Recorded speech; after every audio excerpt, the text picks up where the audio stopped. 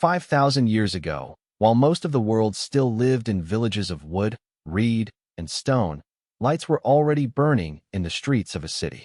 Behind high mud-brick walls, merchants counted silver. Priests watched the moon. Scribes pressed signs into wet clay. Boats moved quietly through canals carrying grain, wool, timber, copper, and jars of beer. Above the roofs rose a temple platform so large that it seemed to lift the house of a god toward the stars. The people who lived there did not know that later generations would call their land Mesopotamia. They did not know that historians would describe it as one of the birthplaces of civilization. To them, it was simply home, a difficult, fertile, dangerous home between two rivers. And in that land, human beings began to do things on a scale the world had never seen before. They built the first great cities. They created one of the earliest known systems of writing. They organized governments, armies, temples, schools, courts, markets, and libraries.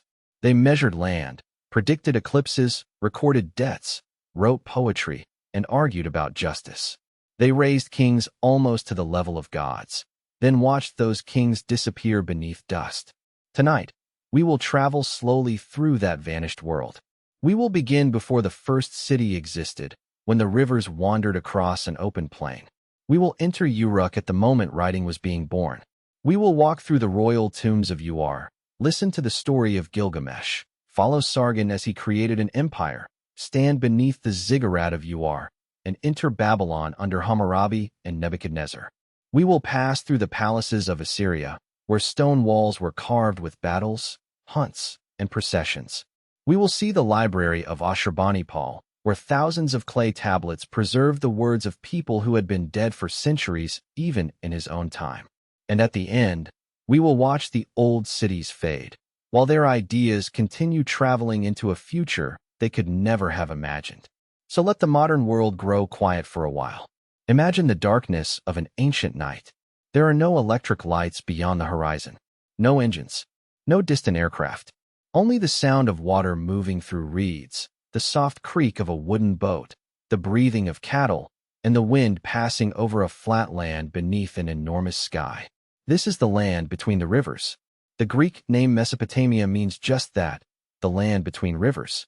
The two rivers were the Tigris and the Euphrates, rising far to the north in the mountains of Anatolia, then flowing south and southeast across plains that now lie mostly within Iraq, with parts extending into modern Syria, Turkey, and Iran.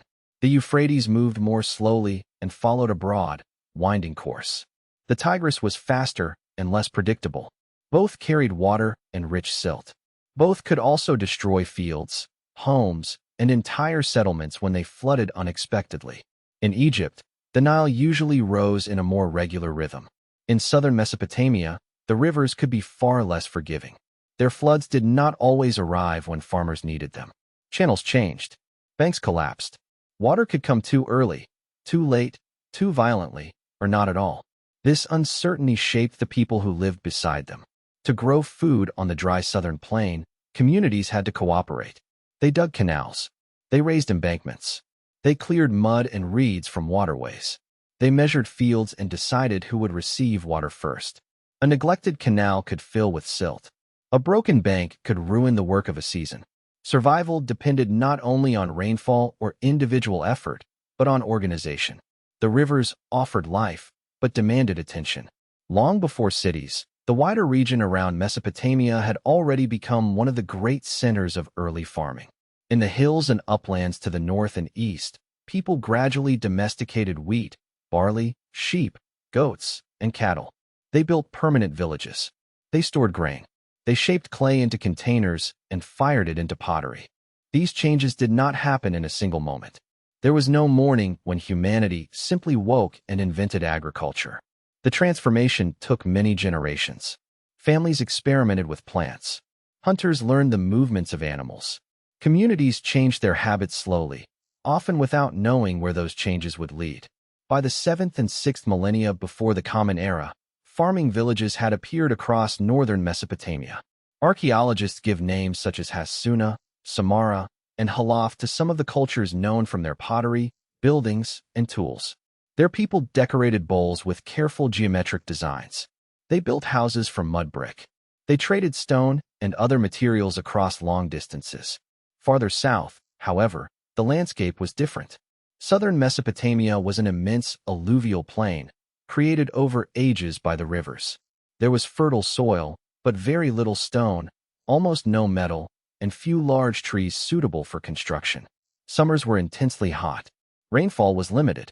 In many areas, reliable farming required irrigation. At first glance, it might seem an unlikely place for cities to emerge, yet its apparent weaknesses became part of its strength. The southern plain produced great quantities of barley, dates, fish, reeds, and livestock. Reeds from the marshes could be woven into mats, baskets, roofs, and even boats. Mud could be shaped into bricks. Bitumen, a natural tar, could waterproof buildings and vessels. Grain surpluses could support people who did not farm at all: potters, metalworkers, merchants, soldiers, priests, builders, and scribes. And because the South lacked timber, stone, and metal, its communities reached outward. They traded with the Iranian plateau, the mountains of Anatolia, the Gulf, and lands even farther away. Timber came from distant forests. Copper arrived from Oman and other regions. Lapis lazuli, a deep blue stone prized by elites, traveled from Afghanistan across an extraordinary chain of exchange. Shell came from the Gulf. Silver came from the mountains. Long-distance trade was not a luxury added after civilization developed. It was woven into the civilization from the beginning. One of the earliest important cultures of southern Mesopotamia is known as the Ubaid culture, named after the archaeological site of Al-Ubaid. From roughly the 6th into the 5th millennium before the Common Era, Ubaid communities spread across much of Mesopotamia and beyond. Their villages contained rectangular houses with multiple rooms. Some buildings were larger and more elaborate than ordinary homes, suggesting communal, religious, or administrative functions. Pottery styles traveled widely. Irrigation expanded. Social differences became more visible. Among the most important settlements was Eridu. Later Mesopotamian tradition remembered Eridu as the first city, the place where kingship descended from heaven after the world began. Archaeology cannot confirm a myth in that form, but Eridu truly was ancient. Layer after layer of buildings accumulated there over many centuries. At its center stood a sacred structure that was rebuilt again and again. Each new generation raised a new temple over the remains of the old one.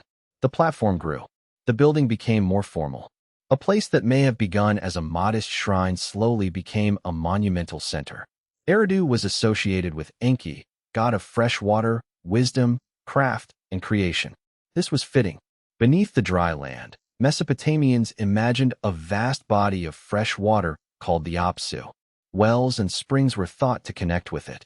Enki, lord of those life-giving waters, was believed to possess secret knowledge and the power to shape order from confusion.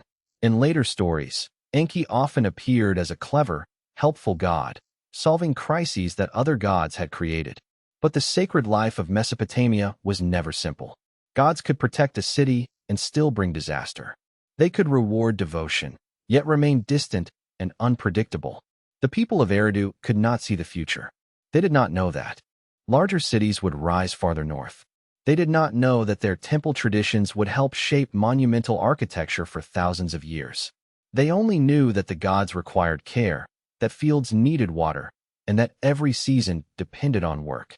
Then, during the 4th millennium before the Common Era, something extraordinary happened. Settlements grew larger. Temples became more powerful. Trade networks widened. New forms of administration appeared. Populations gathered in places unlike anything that had existed before. The most famous of these places was Uruk. Uruk stood in southern Mesopotamia near a branch of the Euphrates. In later legend, it would be remembered as the city of Gilgamesh. In archaeology, it became the symbol of what scholars sometimes call the Uruk expansion or the Uruk revolution, the period when urban life emerged on a new scale. By around 3500 to 3200 before the Common Era, Uruk had grown into a true city. Estimates of its population vary, and the exact number can never be known, but it may have held tens of thousands of people. Its built area stretched across hundreds of hectares. For the ancient world, it was enormous. Imagine approaching it from the plain. At first, you would see fields crossed by canals. Farmers cut barley with sickles. Shepherds moved sheep and goats along dusty paths. Date palms rose near water. Small boats carried baskets, fish, and jars toward the city. Then the skyline would appear. Walls of pale mud brick. High temple platforms. Crowded roofs. Smoke from ovens and workshops. People entering through gates with animals and goods.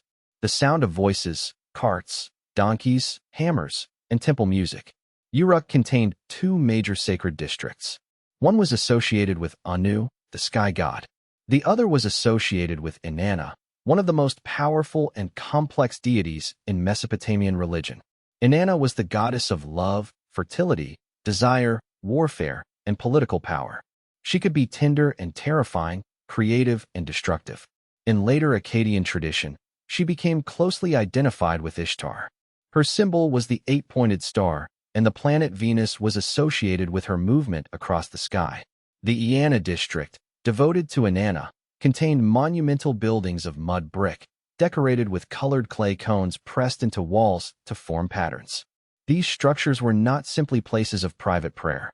They were centers of storage, labor, ceremony, redistribution, and authority. Temples received grain, wool, animals, and other goods. They employed workers. They organized land. They supported craft production. The divine household and the human economy were closely connected. To manage all of this, administrators needed ways to count. Before writing, people across the Near East had used small clay tokens to represent quantities and goods. A cone might represent one measure of grain. Another shape might represent an animal or a jar of oil. Tokens could be sealed inside clay envelopes, and impressions could be made on the outside. Over time, the impressions became more useful than the tokens themselves. Instead of placing a token inside clay, an administrator could simply press a sign onto a flat surface. Pictorial marks began to represent objects. Numerical signs recorded amounts. Labels identified institutions, workers, or commodities. By the late 4th millennium before the Common Era, scribes in Uruk were using clay tablets to record information. Writing had begun. The earliest tablets were not poems, royal speeches, or stories of gods. They were mostly administrative. Lists of grain, numbers of animals, labor assignments, containers of beer, deliveries of textiles. Human history entered writing through accounting. A scribe took a lump of clean clay and flattened it into a small tablet. Using a reed stylus, the scribe pressed or drew signs onto its surface. The clay could be dried in the sun. Important tablets might be fired, but many remained unfired unless accidentally baked by the destruction of a building. At first, the signs looked more like pictures. A head might represent a person. A bowl might represent food. But as writing developed, the signs became more abstract. Scribes changed the way they held the stylus, pressing wedge-shaped marks into clay rather than drawing lines. This wedge-shaped writing is known as cuneiform, from a Latin word meaning wedge. Cuneiform was not a language. It was a writing system. It was first developed for Sumerian, a language with no known close relative. Later it was adapted to write Akkadian, a Semitic language related distantly to languages such as Arabic and Hebrew. It would eventually be used for several languages across the ancient Near East. The invention of writing changed what human societies could remember. Oral memory remained essential. Most people never learned to read. Songs, stories, laws, and customs continued to pass from voice to voice. But clay tablets created another kind of memory. A promise could outlive the speaker. A debt could be checked. A field boundary could be recorded. A ruler could send instructions across distance. A temple could track thousands of workers. A student could copy a text written generations earlier. Writing did not appear because someone dreamed of literature. But once it existed, literature became possible. In the streets of Uruk, however, most people were concerned with more immediate things. They needed bread, water, shelter, and work. Homes were built from mud brick, often arranged around a central courtyard. The courtyard provided light and air while protecting privacy. Rooms opened inward rather than toward the street. Roofs could serve as sleeping spaces during hot weather. Reed mats covered floors. Oil lamps gave limited light at night. The city smelled of smoke, animals, wet clay, cooking grain, fish, leather, and human waste. It was crowded and noisy. Drainage was imperfect. Dust filled the air in dry seasons. Insects and disease were constant companions. Yet Uruk also offered opportunity.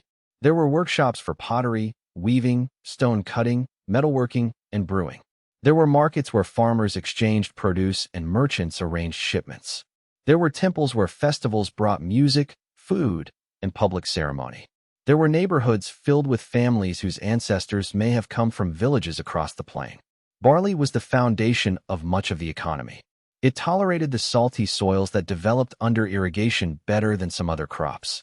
Barley became bread, porridge, and beer. Mesopotamian beer was not exactly like modern beer. It could be thick, cloudy, and filled with sediment. People sometimes drank it through long straws that filtered floating material. Beer provided calories and was used in rations, offerings, and social gatherings. Texts from later periods describe several kinds of beer and the work of brewers. One famous hymn praises Ninkasi, a goddess of brewing. The hymn is religious poetry, but it also preserves details of the brewing process. Food included barley bread, onions, garlic, leeks, lentils, dates, fish, and dairy products. Wealthier households could eat more meat and enjoy imported delicacies. Dates were especially valuable. They could be eaten fresh or dried, turned into syrup, fermented, and used in cooking. Sheep provided wool, one of southern Mesopotamia's major products. Large institutions managed flocks and organized teams of workers to process fibers and weave textiles. Many of those workers were women. Life in early cities was not equal. Some people controlled land, labor, and stored goods. Others worked in dependent groups attached to temples or elite households. There were free citizens, servants, debt dependents, and enslaved people. Status could determine food rations, legal rights, clothing, and burial. The city was a human achievement, but also a system of power. Monumental temples did not rise by themselves. Workers carried baskets of earth. Brickmakers shaped mud by the thousands. Laborers dragged timber and stone from boats. Farmers produced surplus food to support specialists and elites. The same organization that protected canals and stored grain could also demand obedience. As cities grew, leadership changed. In early records, temple institutions appear central. Later texts mention rulers with titles often translated as governor, priest-king, or king. The exact development is debated, but warfare likely strengthened the authority of military leaders. Cities competed over water, fields, trade routes, and prestige. A canal diverted upstream could leave another city's land dry.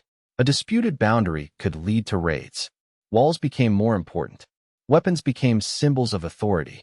The ruler was expected to defend the city, maintain temples, oversee canals, and act on behalf of the gods. Success proved divine favor. Defeat suggested that a god had abandoned the city or become angry. This belief gave kings power, but it also gave them responsibility.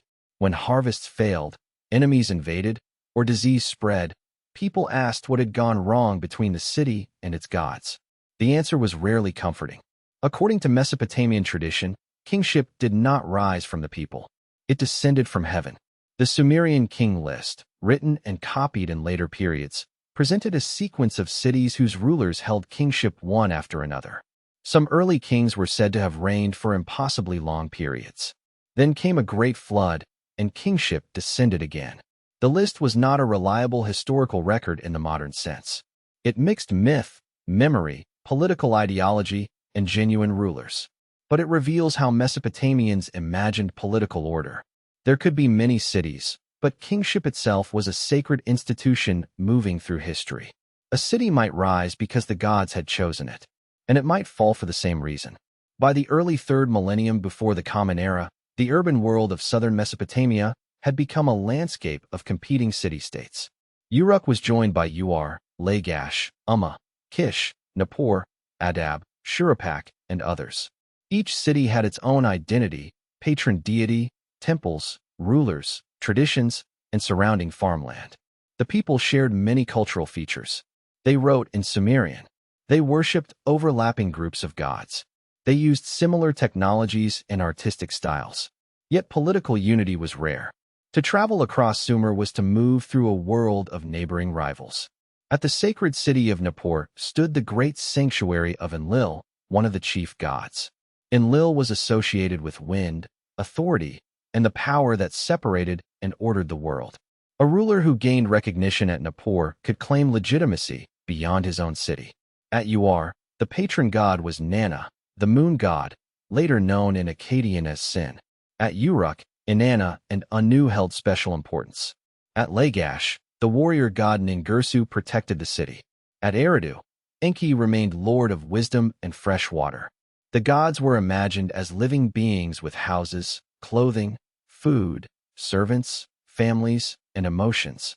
Their statues stood in temples, where priests washed, dressed, fed, and entertained them through ritual. Offerings were not symbolic in a weak sense. They were part of the maintenance of cosmic order. If the gods were properly cared for, the city might prosper. If rituals failed, consequences could follow. The temple was therefore the home of a god, an economic institution, a political center, and a bridge between heaven and earth. Ordinary people might not enter the innermost sanctuary. They approached the divine through prayers, offerings, festivals, and small statues. Some worshippers placed stone figures of themselves in temples. These statues stood with wide eyes and clasped hands, continuing to pray even when the human worshipper returned home. Their large eyes may have represented attention, awe, or perpetual devotion. They also give modern viewers an eerie sense of being watched across 5,000 years. The faces are still. The hands remain folded. The names of many individuals are gone, but their gaze survives. And behind those quiet figures, the cities were preparing for war. One of the oldest recorded conflicts in human history grew from a boundary dispute between the cities of Lagash and Umma. The quarrel concerned fertile land called the Gadina, a plain watered by canals and claimed by both cities. For generations, rulers marked borders, broke agreements, rebuilt boundary stones, and called upon the gods to support their cause. Around the middle of the 3rd millennium before the Common Era, a ruler of Lagash named Eannatum celebrated victory over Umma on a carved monument now known as the Stele of the Vultures. Only fragments survive, but the images are powerful. On one side, Eannatum leads soldiers in close formation. They carry long spears and large shields. Their feet step over defeated enemies. On another part of the monument, vultures carry away severed heads and limbs. The violence is not hidden, yet the monument also shows the divine world. Ningirsu, god of Lagash, holds captured enemies in a great net. The message is clear. The battle was not merely human. The god himself had delivered victory. This pattern would repeat throughout Mesopotamian history. Kings described wars as acts of divine justice. Enemies were rebels against order. Victory proved that the gods supported the ruler. But every city told the story from its own side. The defeated rarely left monuments celebrating defeat.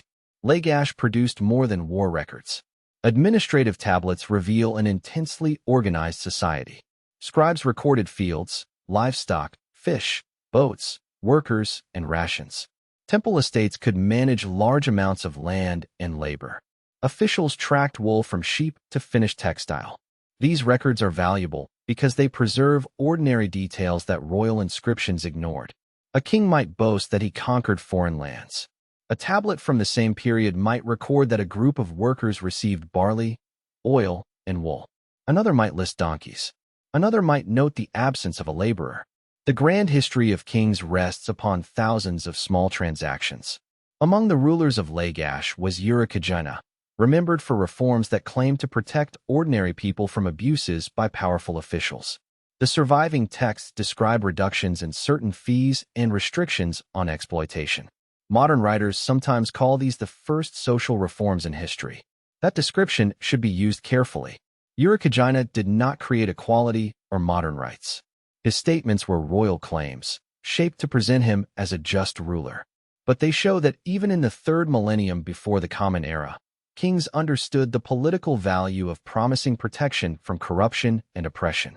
The ideal king was not only a warrior, he was a shepherd. This image appears again and again. The people were the flock. The ruler guided them, defended them, and maintained justice. A shepherd could be gentle, but also controlling. The metaphor carried both care and authority. No city displayed the wealth and mystery of early dynastic Sumer more vividly than Ur. Ur stood near the Euphrates and close to the ancient shoreline of the Gulf, which lay farther inland than it does today. Its location connected river traffic with maritime trade. Goods moved between Ur and regions known to Mesopotamians as Dilmun, Magan, and Meluhha. Dilmun is generally associated with Bahrain and nearby areas of the Gulf. Magan is linked with Oman and its copper resources. Meluhha is widely connected with the Indus civilization, far to the east, in what is now Pakistan and northwestern India.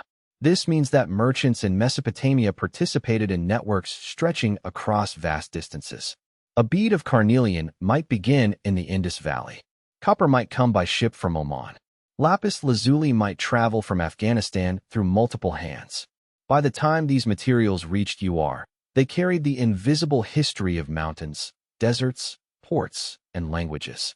They became jewelry, ceremonial objects, weapons, vessels, and symbols of status.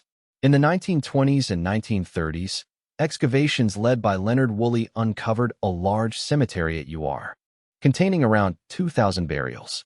Most were modest, but a small group was so rich and elaborate that Woolley called them royal tombs. The most famous belonged to a woman named Pwabi. Her name survives because it was written on a cylinder seal found with her. She may have been a queen, priestess, or elite woman of exceptional status. Her exact position remains uncertain, but the objects buried with her leave no doubt that she belonged to the highest level of society. Imagine the tomb before it was crushed by earth and time. Pwabi wore an elaborate headdress of gold leaves, flowers, ribbons, and lapis lazuli beads. Her jewelry included gold, silver, carnelian, and deep blue stone. Nearby were vessels, instruments, and attendants. Other royal graves contained lyres decorated with bull heads, gaming boards, weapons, chariots, and the object called the Standard of Ur, a box-like artifact covered with scenes made from shell, red limestone, and lapis lazuli. One side of the standard shows war. Soldiers march. Enemies are captured. Bodies lie beneath wheeled vehicles. A larger figure, probably a king, stands above the others. The other side shows peace or celebration. People carry goods. Animals are led forward. Seated figures drink while a musician plays a lyre. War and feast. Conquest and abundance. The two faces of royal power. The tombs also contained evidence of human sacrifice or ritual death. In what Woolley called the Great Death Pit, dozens of attendants were buried together. Some wore fine clothing and jewelry. Musicians lay near their instruments. Guards and drivers were placed beside vehicles and animals. For a long time, it was imagined that these people quietly drank poison and accompanied their ruler willingly into death. Later examination of some remains suggested that at least certain individuals may have died from blows to the head, though the exact rituals remain debated. Whatever happened, the burial was carefully arranged. The dead ruler did not enter the next world alone. This reminds us that the beauty of ancient objects often hides difficult realities. Gold leaves, blue stones, and carved instruments can seem almost magical in a museum. But they came from a society where human lives could be drawn into the display of royal power, even after death. Mesopotamians did not imagine the afterlife as a bright paradise for most people. The dead descended to a shadowy underworld, often called the land of no return. There, they existed in a dim condition, eating dust and clay in poetic descriptions. Their fate depended partly on proper burial and continued offerings from living descendants. A person without family, burial, or remembrance risked becoming a restless ghost. This fear gave the living a duty to the dead. Families poured water, offered food, and spoke names. Memory was a form of care. The most famous Mesopotamian story of descent into the underworld belongs to Inanna. In the Sumerian poem often called the Descent of Inanna, the goddess leaves the upper world and travels to the realm ruled by her sister Ereshkigal. At each of 7 gates, Inanna must remove one item of royal clothing or jewelry. Step by step, she loses the symbols of her power. At last, she stands naked before the judges of the underworld.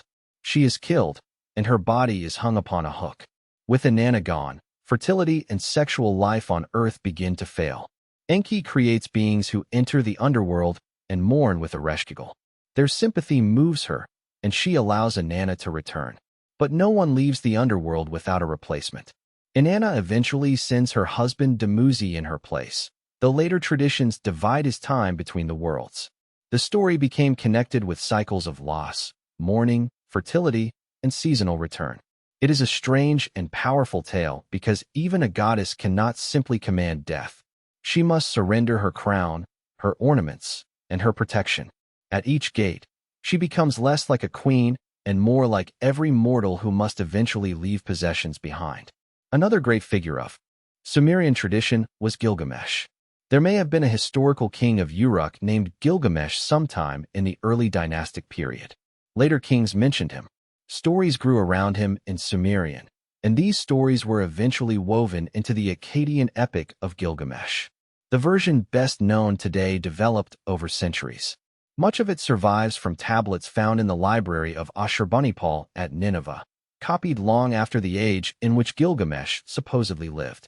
The epic begins with a king who is extraordinary and unbearable. Gilgamesh is powerful, beautiful, restless, and oppressive. The people of Uruk cry out to the gods. In response, the gods create Enkidu, a wild man who lives among animals. Enkidu is brought into human society. He eats bread, drinks beer, puts on clothing, and learns the ways of settled life. Then he meets Gilgamesh. The two fight. Neither can easily defeat the other. And from that struggle comes friendship. Together, they seek fame. They travel to the cedar forest and confront its guardian, Humbaba. They kill him, despite warnings and fear. Later, after Gilgamesh rejects the goddess Ishtar, she sends the bull of heaven against Uruk. Gilgamesh and Enkidu kill the bull as well. Their victories seem complete, but the gods decide that one of them must die. Enkidu becomes sick. His strength fades. He curses the forces that brought him from the wild into civilization, then softens his words. At last, he dies. Gilgamesh is shattered. He touches his friend's body and cannot accept what has happened. He mourns until decay makes death undeniable. For the first time, the king who seemed greater than other men understands that he too will die. This knowledge terrifies him. Gilgamesh leaves Uruk and wanders through wilderness searching for Utnapishtim, a man who survived a great flood and received immortality from the gods. The journey leads him beyond ordinary human boundaries. He passes through darkness. He crosses dangerous waters. He meets Siduri, a wise tavern keeper who questions his desperate search. At last, he reaches Utnapishtim. Utnapishtim tells him how the gods once decided to destroy humanity with a flood. Warned by the god Ea, another name for Enki, he built a great boat and preserved life. After the waters receded, the gods granted him and his wife a unique immortality. But that gift cannot simply be repeated for Gilgamesh. Utnapishtim tests him by asking him to remain awake. Gilgamesh immediately falls asleep. The symbolism is gentle and cruel. A man who cannot defeat sleep cannot defeat death. Gilgamesh is later told of a plant that can restore youth. He finds it beneath the water and plans to take it home. But while he rests, a snake steals the plant and sheds its skin. Gilgamesh returns to Uruk empty-handed. Yet the epic does not end in complete failure. He looks upon the walls of his city. The walls will not make him immortal, but they represent work larger than one life. The city, the story, and the memory of his name continue. Gilgamesh cannot escape death. He can only learn how to live with it. This is one reason the epic still feels close after thousands of years. Beneath its monsters and gods lies a simple human fear. We love people who will die. We build things that will not last forever. We search for ways to remain, even when we know we cannot. The ancient scribes who copied Gilgamesh were preserving a story about the impossibility of immortality. And by preserving it, they gave Gilgamesh a kind of immortality after all. While poets and priests remembered kings and legend, real rulers continued fighting for control of Sumer. The city-state system produced rich culture, but it also produced endless competition. No city remained dominant for long. Alliances shifted. Canals and borders remained sources of conflict. Then, from the region north of Sumer, a new power rose. Its founder was Sargon of Akkad. Sargon's origins are wrapped in legend. A later text says that his mother was a high priestess who gave birth to him in secret. She placed the infant in a basket of reeds, sealed it with bitumen, and set it upon a river. A water drawer named Aki found him and raised him. Sargon later became cupbearer to the king of Kish before seizing power. The story resembles other ancient legends of hidden royal infants. It may not preserve literal biography, but it gave Sargon a dramatic identity, a man without an ordinary royal beginning, carried by water toward destiny. Around the 24th century before the Common Era, Sargon defeated Lugalzagizi, a ruler who had briefly united much of Sumer. According to later tradition, Sargon captured him and brought him in a neck stock to the gate of Enlil's temple at Nippur. Sargon then expanded his authority across Mesopotamia. He conquered city after city and created what is often described as the first territorial empire in recorded history. Earlier rulers had dominated neighboring cities. Sargon built something broader. His power extended from southern Mesopotamia toward the upper Euphrates and perhaps to the Mediterranean, though the exact reach of his campaigns is difficult to reconstruct from royal claims. His capital was Akkad, or Agade. Its location remains unknown. This is one of the great mysteries of Mesopotamian archaeology. Akkad was famous enough to give its name to an empire, a language, and an age. Yet the ruins of the city have never been securely identified. Somewhere beneath the soil of Uruk may lie the capital of Sargon, or perhaps the river destroyed or buried it beyond recognition. From Akkad, Sargon installed governors, received tribute, controlled trade routes, and placed loyal family members in important religious positions. The most famous of those family members was his daughter Enheduanna. Sargon appointed Enheduanna as high priestess of the moon god Nana at Ur.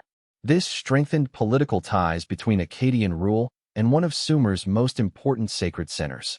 Enheduanna is also one of the earliest authors in world history known by name. Several hymns are associated with her, especially poems praising Inanna. Scholars continue to debate details of authorship and transmission, but the literary persona of Enheduanna is powerful and distinct. In one composition, she describes being expelled from her position during rebellion.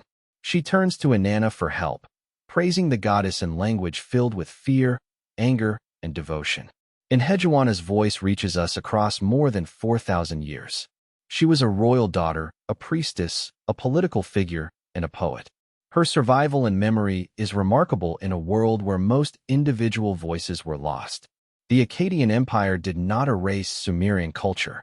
Instead, Sumerian and Akkadian traditions interacted. Akkadian became increasingly important in administration and royal inscriptions. Sumerian remained a language of religion, scholarship, and literature long after it ceased to be spoken in everyday life. This created a bilingual intellectual world. Scribes learned lists translating Sumerian words into Akkadian. They copied older texts. They preserved archaic expressions. Much as later scholars studied Latin or classical languages, Mesopotamian scribes maintained Sumerian as a language of cultural authority. Sargon became a model for later kings.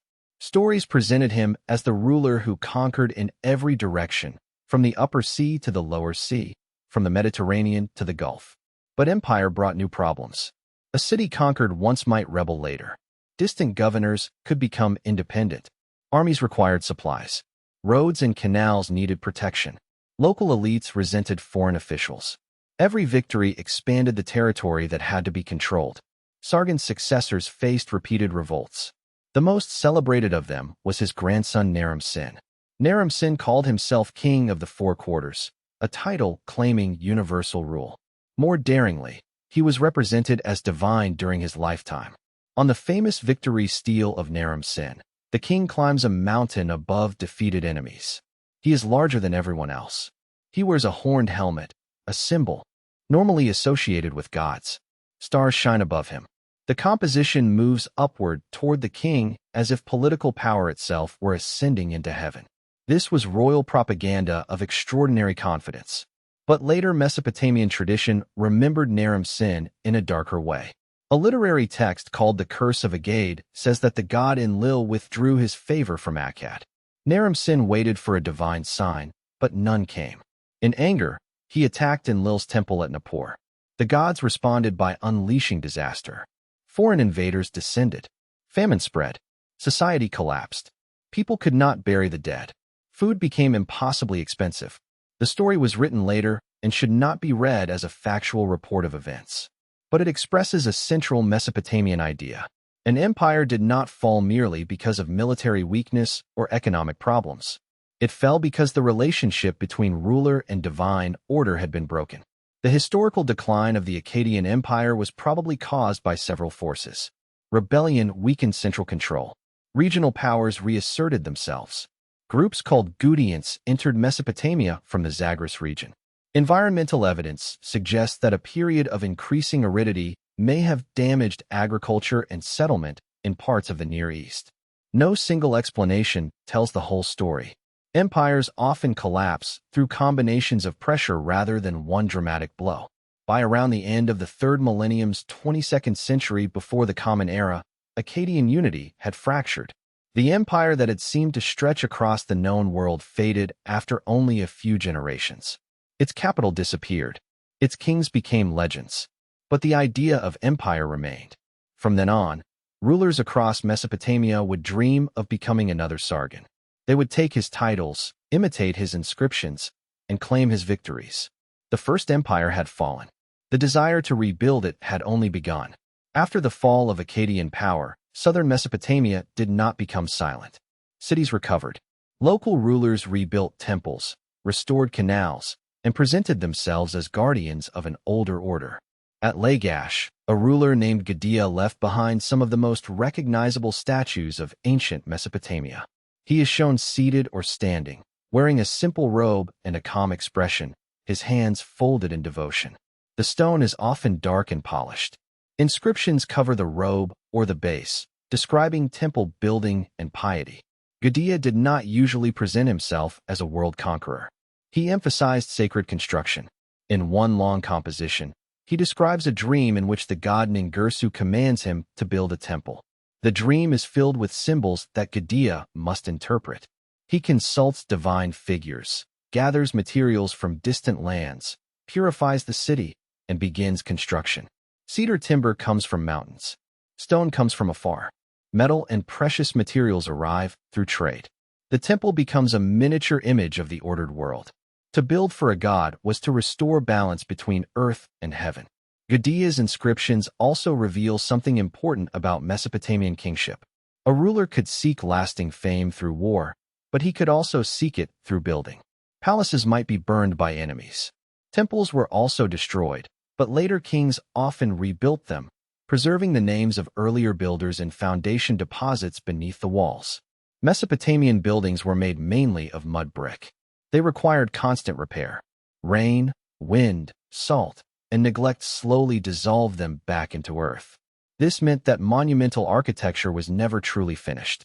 Every generation had to rebuild. A king who restored an ancient temple could claim to renew a chain of sacred duty reaching into the distant past.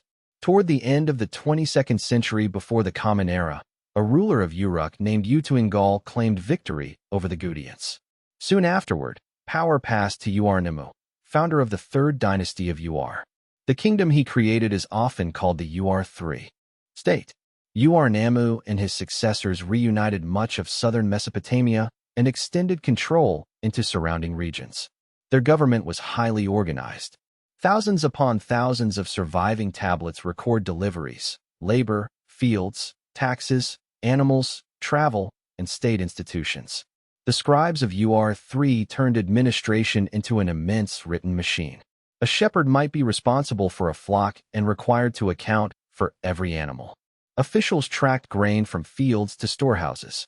Workers received measured rations. Messengers carried sealed tablets. Provincial governors sent taxes to the center. The state counted almost everything it could count. This bureaucracy can seem dry from a distance, but every tablet points to real people. Someone harvested the barley. Someone carried the basket. Someone waited for a ration. Someone was blamed when animals disappeared. In modern archives, these individuals survive as numbers, names, occupations, and obligations. The Ur-3 kings also supported a revival of Sumerian literature and royal ideology. Ur-Nimmu presented himself as a just ruler and lawgiver. A law collection associated with his reign or that of his son Shulgi is older than the famous laws of Hammurabi. It contains judgments concerning injury, marriage, slavery, property, and false accusation. Unlike the popular image of ancient law as always demanding physical retaliation, several of these laws prescribe monetary compensation. The collection does not represent a complete modern legal system. It is a selected statement of justice and royal order. Yet it shows that Mesopotamian rulers were presenting themselves as protectors of the vulnerable centuries before Hammurabi. Ur-Nammu's greatest visible monument was the ziggurat of Ur. A ziggurat was a massive stepped platform built of mud brick, with a temple or sacred structure at the summit. It was not a tomb like an Egyptian pyramid. It was part of a temple complex, raising the house of a god above the city. At Ur, the ziggurat honored Nana, the moon god. Its core contained millions of mud bricks. The outer layer used fired bricks set in bitumen. Broad stairways climbed toward the upper levels. From the top, priests could look across the city, canals, fields, and distant horizon. The original upper temple has vanished, and later rulers restored parts of the structure. But the massive lower platform still survives. Even in ruin, it gives a sense of scale. For a person approaching ancient Ur, the ziggurat would have dominated the skyline. It announced that the god's house stood above every ordinary dwelling. Ur-Nammu died before his building program was complete. A literary lament describes his death and journey to the underworld, where even a great king cannot escape the fate of humanity. His son Shulgi ruled for nearly half a century. Shulgi was one of Mesopotamia's most energetic self-promoters. Hymns praised his intelligence, strength, speed, musical skill, literacy, and divine status. In one composition, he claimed to have run from Nippur to Ur and back in a single day despite a storm. The distance makes the claim extraordinary, perhaps impossible as literal biography. But that was the point. Shulgi was not presented as an ordinary ruler. He reorganized administration, expanded roads and rest stations, standardized parts of the state system, and strengthened royal control. Like Naram-Sin before him, he was treated as divine. Yet the stronger the state became, the heavier its demands could be. Labor obligations, taxation, and military needs placed pressure on communities. Large systems created efficiency, but also dependence. A disruption at the center could spread across the entire network. The final kings of Ur faced mounting trouble. Amorite groups moved into Mesopotamia from the west.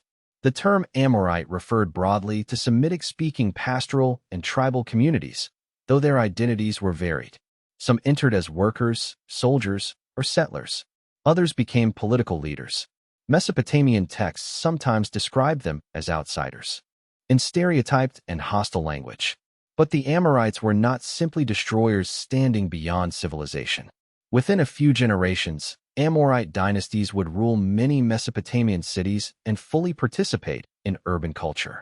The Ur-3 state also struggled with rebellion, economic strain, and attacks from Elam to the east. Around the beginning of the second millennium before the Common Era, Elamite forces captured Ur. The last king, Ibbi-Sin, was taken away. The city was devastated. Sumerian laments describe the fall in haunting language. The storm of destruction fills the streets. Bodies lie near city gates. Temples are abandoned. Families are scattered. The goddess Ningal weeps for Ur, but cannot change the decision of the gods. These laments were not neutral chronicles. They were ritual poetry, giving religious meaning to political catastrophe. They say that the gods had decreed the city's fall. Even Ningal, divine lady of Ur, could only mourn. The image is deeply Mesopotamian. A city may belong to a god, yet the god may still be forced to leave when a higher divine assembly decides its fate. Ur survived and was rebuilt, but the age of the great Sumerian dynasties had ended. Sumerian continued in schools and temples, but Akkadian became the main spoken and written language of administration across much of Mesopotamia. The political world fractured again. Kings of Isin and Larsa competed for southern cities. Other dynasties ruled at Ashnuna, Mari, Assur, and Babylon. This period, often called the Old Babylonian Age, was not initially dominated by Babylon at all.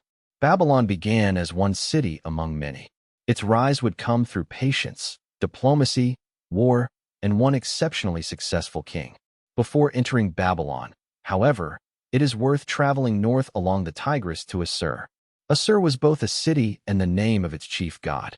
In the early second millennium before the Common Era, it became the center of an extraordinary commercial network. Old Assyrian merchants traveled from Assur into Anatolia, especially to a trading colony at Kanesh, near modern Kultepe in Turkey. They transported textiles and tin, receiving silver and gold in return. Donkey caravans crossed long and difficult routes through mountains and open country. The merchants did not operate as anonymous servants of a centralized empire. Many belonged to family firms. They wrote letters home. Thousands of clay tablets found at Kanesh preserved business partnerships, contracts, debts, court cases, shipping instructions, and domestic arguments. The tablets were often placed inside clay envelopes sealed with cylinder seals. A message might tell a relative to buy better cloth. Another might complain about delayed silver. A merchant might ask his wife to produce more textiles. A family member might accuse another of neglecting obligations. These letters bring the ancient world close because their emotions are familiar. People worried about money. They distrusted partners. They missed home. They argued with siblings. They tried to protect their reputation. Women in Assur played active roles in textile production, household management, investment, and correspondence. Some remained in the city while husbands spent years abroad. Their letters could be practical, affectionate, angry, or all three. The distance between Assur and Kanesh was not only geographical. Caravans faced taxes, robbers, weather, sick animals, and political uncertainty. A shipment that failed to arrive could ruin a family. Yet the profits were worth the risk. Tin was especially important because, when combined with copper, it produced bronze. Bronze tools and weapons supported economies and armies across the ancient world. The merchants of Assur helped connect distant regions through trust, contracts, kinship, and written records. Their tablets show that complex finance is not a modern invention. Partnerships divided risk. Credit supported trade. Interest accumulated. Legal witnesses confirmed agreements. Silver functioned as a standard of value even when actual payments took different forms. There were no coins yet in Mesopotamia. Value was weighed. A merchant carried not a purse of stamped currency, but metal measured according to accepted standards. Back in southern and central Mesopotamia, cities remained locked in shifting rivalry. Mari stood on the Euphrates in what is now Syria. Its location allowed it to control routes linking Mesopotamia with Syria and beyond. The royal palace at Mari contained hundreds of rooms, courtyards, storerooms, workshops, and administrative offices. When archaeologists excavated the palace in the 20th century, they found thousands of tablets. These letters and records revealed diplomacy in remarkable detail. Kings exchanged gifts. Envoys carried secret messages. Rulers watched tribal movements, marriages, military preparations, and rumors. Queens and royal women managed estates and participated in political communication. Prophets delivered messages claimed to come from gods. The palace was not merely the home of a king. It was an information center. One of Mari's most famous rulers was Zimri-Lim. He regained the throne after a period of exile and built a wide network of alliances. His palace walls were painted with scenes of divine investiture and sacred gardens. But Mari's wealth attracted attention. Farther down the Euphrates, Babylon was growing stronger under Hammurabi. Hammurabi became king in the 18th century before the Common Era. The exact absolute dates of his reign depend on which ancient chronology is followed, but the middle chronology places it from 1792 to 1750 before the Common Era. At the beginning, his kingdom was limited. Powerful neighbors surrounded him. Larsa controlled much of the south. Eshnunna remained dangerous to the east. Mari commanded the middle Euphrates. Elam could intervene from beyond Mesopotamia. Hammurabi did not conquer everything at once. For years, he built walls, dug canals, restored temples, negotiated alliances, and waited. Then the balance shifted. When Elam invaded Mesopotamia, Hammurabi joined other rulers in resistance. After the immediate danger passed, he turned against former allies. He defeated Larsa and took control of southern Mesopotamia. He destroyed Eshnunna's power. He later conquered Mari, though the reasons for the break with Zimri-Lim remain uncertain. The palace of Mari was burned. Its archives survived partly because fire baked the clay tablets. Once again, destruction preserved memory. By the end of his reign, Hammurabi ruled a kingdom stretching across much of Mesopotamia. But his military success is not the main reason his name is remembered. He is known above all for the monument called the Code of Hammurabi. The most famous surviving copy is carved on a dark stone stele more than 2 meters tall. At the top, Hammurabi stands before Shamash, the sun god associated with justice. Shamash sits upon a throne, rays rising from his shoulders, while the king raises his hand in respect. Below the image are hundreds of legal judgments written in cuneiform. The text contains 282 provisions in the surviving arrangement, though part of the inscription was erased in antiquity.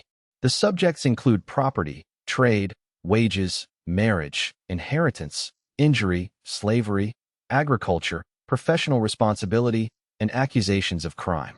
It is often called one of the earliest law codes, but it was not the first. Older Mesopotamian law collections survive. Nor was it a code in exactly the modern sense of a complete set of statutes applied uniformly by courts. It is better understood as a monumental collection of legal decisions and principles, framed by a royal prologue and epilogue. Hammurabi presents himself as the king chosen by the gods to establish justice, destroy wickedness, and prevent the strong from oppressing the weak. The laws then reveal a society structured by rank. Penalties could differ depending on whether a victim was an elite free person, a commoner, or an enslaved person. The famous principle sometimes summarized as an eye for an eye applied in certain cases between persons of similar status. In other cases, compensation was financial. The laws could be severe. Some offenses brought death. A builder whose badly constructed house collapsed and killed the owner could be executed. If it killed the owner's son, the builder's son could be put to death, reflecting a harsh concept of household responsibility that is alien to modern justice. Other provisions regulated doctors' fees, boatmen's liability, rental agreements, irrigation damage, and family disputes. If a farmer neglected a dike and caused flooding, he could be held responsible for the loss. This was no minor concern in a land where water management supported entire communities. The text also dealt with marriage contracts, divorce, dowries, adoption, inheritance, and the rights of widows. Women lived under patriarchal authority, but they were not entirely without legal identity. Depending on status and circumstance, they could own property, engage in business, bring claims, inherit, manage dowries, and act in contracts. The realities of life were more complex than any single law collection suggests. Legal documents from the Old Babylonian period preserve sales, loans, adoptions, marriages, and disputes. They show people using courts, witnesses, oaths, and written contracts to protect their interests. A tablet might be sealed before witnesses. The names of those present were recorded. If a dispute arose years later, the document could be produced. Clay became evidence. The Code of Hammurabi was likely displayed as a statement of royal justice. The best-known stele was later carried away to Susa in Iran as war booty, where modern archaeologists found it. Its survival is ironic. A monument created to proclaim Babylonian order endured because a conqueror removed it from Babylon. Hammurabi's own empire did not last long after his death. His successors faced rebellion, shrinking territory, and economic difficulty. Southern cities broke away. Trade patterns changed. The kingdom remained important, but the broad unity Hammurabi created weakened. Yet Babylon itself had been transformed. It became more than a political capital. It became a cultural idea. In later centuries, rulers who controlled Babylon gained prestige from its temples, scholarship, and ancient traditions. Even Assyrian kings, when they conquered the south, often sought Babylonian legitimacy. The name Babylon would eventually carry meanings far beyond Mesopotamia. But in Hammurabi's time, it was still a living city of mud brick houses, narrow streets, workshops, courtyards, canals, and temples. Let us enter one of those houses. The door opens from a street into a small entrance space. The plan turns inward, limiting the view from outside. Beyond lies a central courtyard. Around it are rooms for sleeping, storage, cooking, weaving, and family activity. The roof is flat. In the heat of summer, people may sleep above under the night sky. In colder weather, rooms are warmed by braziers. Furniture is simple: stools, chests, mats, low tables, beds for those who can afford them. A household may include parents, children, servants, dependents, and enslaved workers. Extended families can live near one another. Marriages connect property and kinship as well as individuals. Bread is prepared from barley or wheat. Grain is ground by hand. Onions, garlic, dates, lentils, fish, milk products, and beer appear regularly. Meat is more occasional for many families, though temples and elites consume more. Water must be carried or drawn. Waste must be removed. Dust enters everything. Children play in courtyards and streets. Some begin work early. A smaller number, usually boys from families with resources or administrative connections, enter scribal education. The scribal school was called the Aduba, the tablet house. There, students learned by repetition. They copied signs, word lists, names, proverbs, contracts, and literary texts. They practiced on clay tablets that preserve mistakes, corrections, and uneven handwriting. The curriculum was demanding. Cuneiform required knowledge of many signs, each with possible meanings and sound values. Students learned Sumerian even when Akkadian was their spoken language. They memorized specialized vocabulary for animals, plants, stones, wooden objects, professions, cities, and gods. Some school texts describe strict discipline. A student complains of being beaten for arriving late, speaking without permission, standing incorrectly, or producing poor work. The humorous tone of certain compositions may exaggerate, but scribal education was clearly rigorous.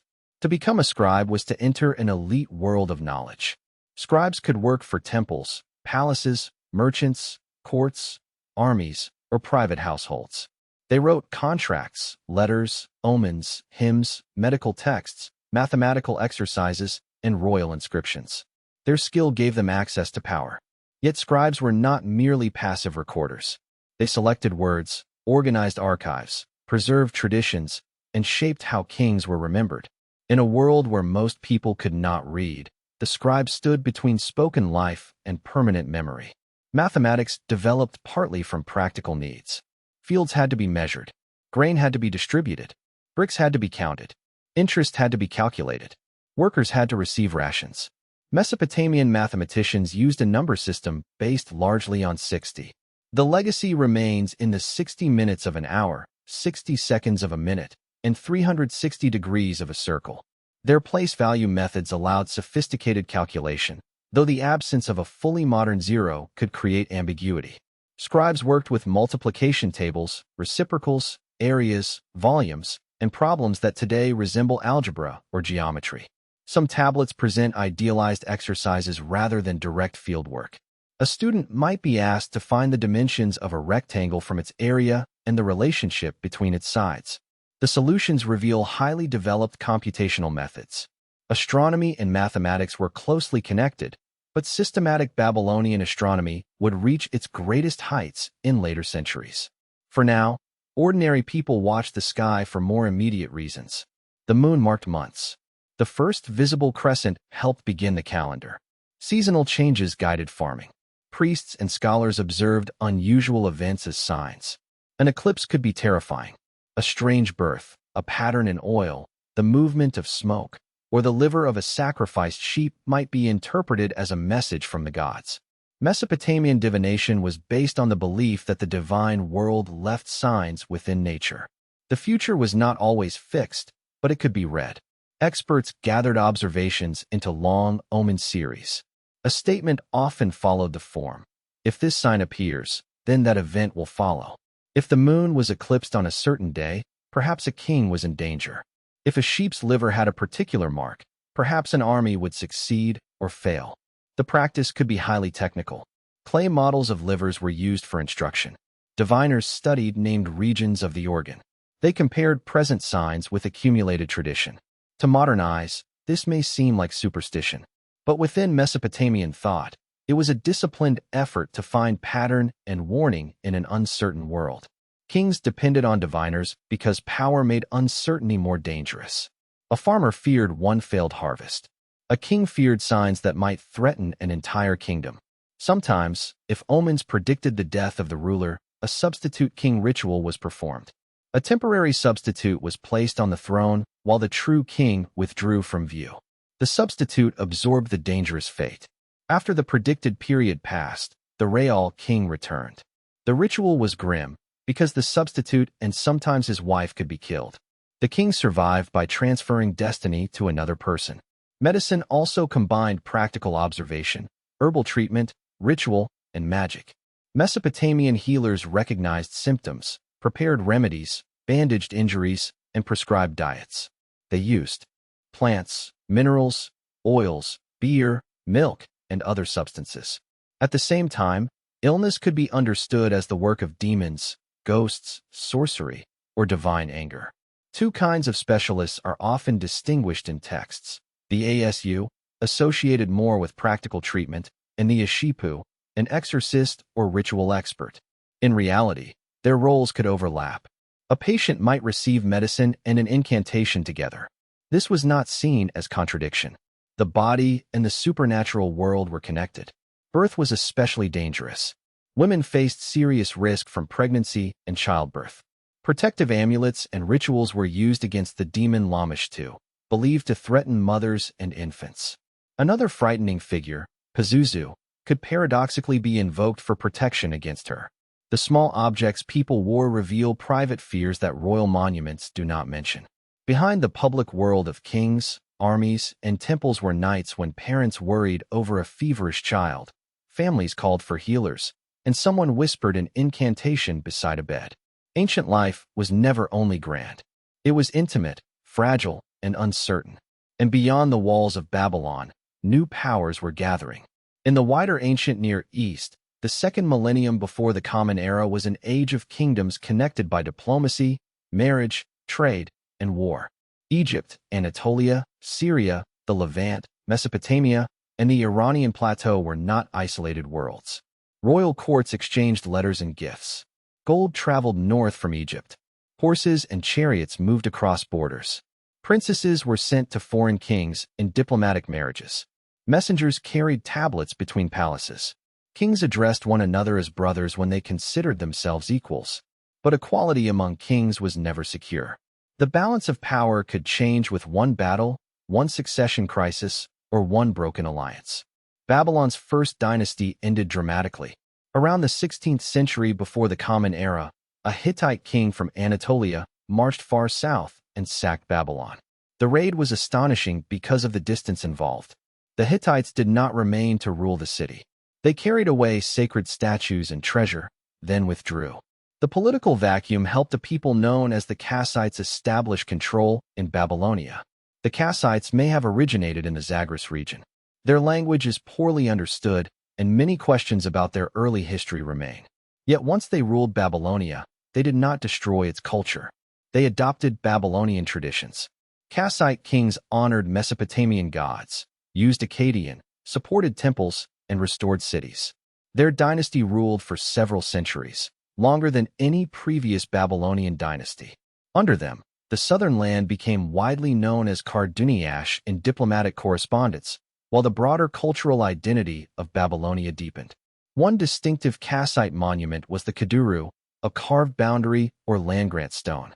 These stones recorded royal gifts of land and displayed symbols of gods who protected the agreement. A crescent might represent the moon god Sin. A star could represent Ishtar. A horn crown could signal divine authority. Serpents, scorpions, birds, and other sacred images filled the carved surface. The stone was more than a property marker. It made the gods witnesses to the transaction. To violate the grant was to risk divine curse. During the same centuries, Assyria grew stronger in the north. Northern Mesopotamia differed from the south. Rainfall was more reliable in some areas, allowing dry farming without the same dependence on large irrigation systems. The land was closer to mountains, metal routes, timber, and the great roads linking Anatolia, Iran, and Syria.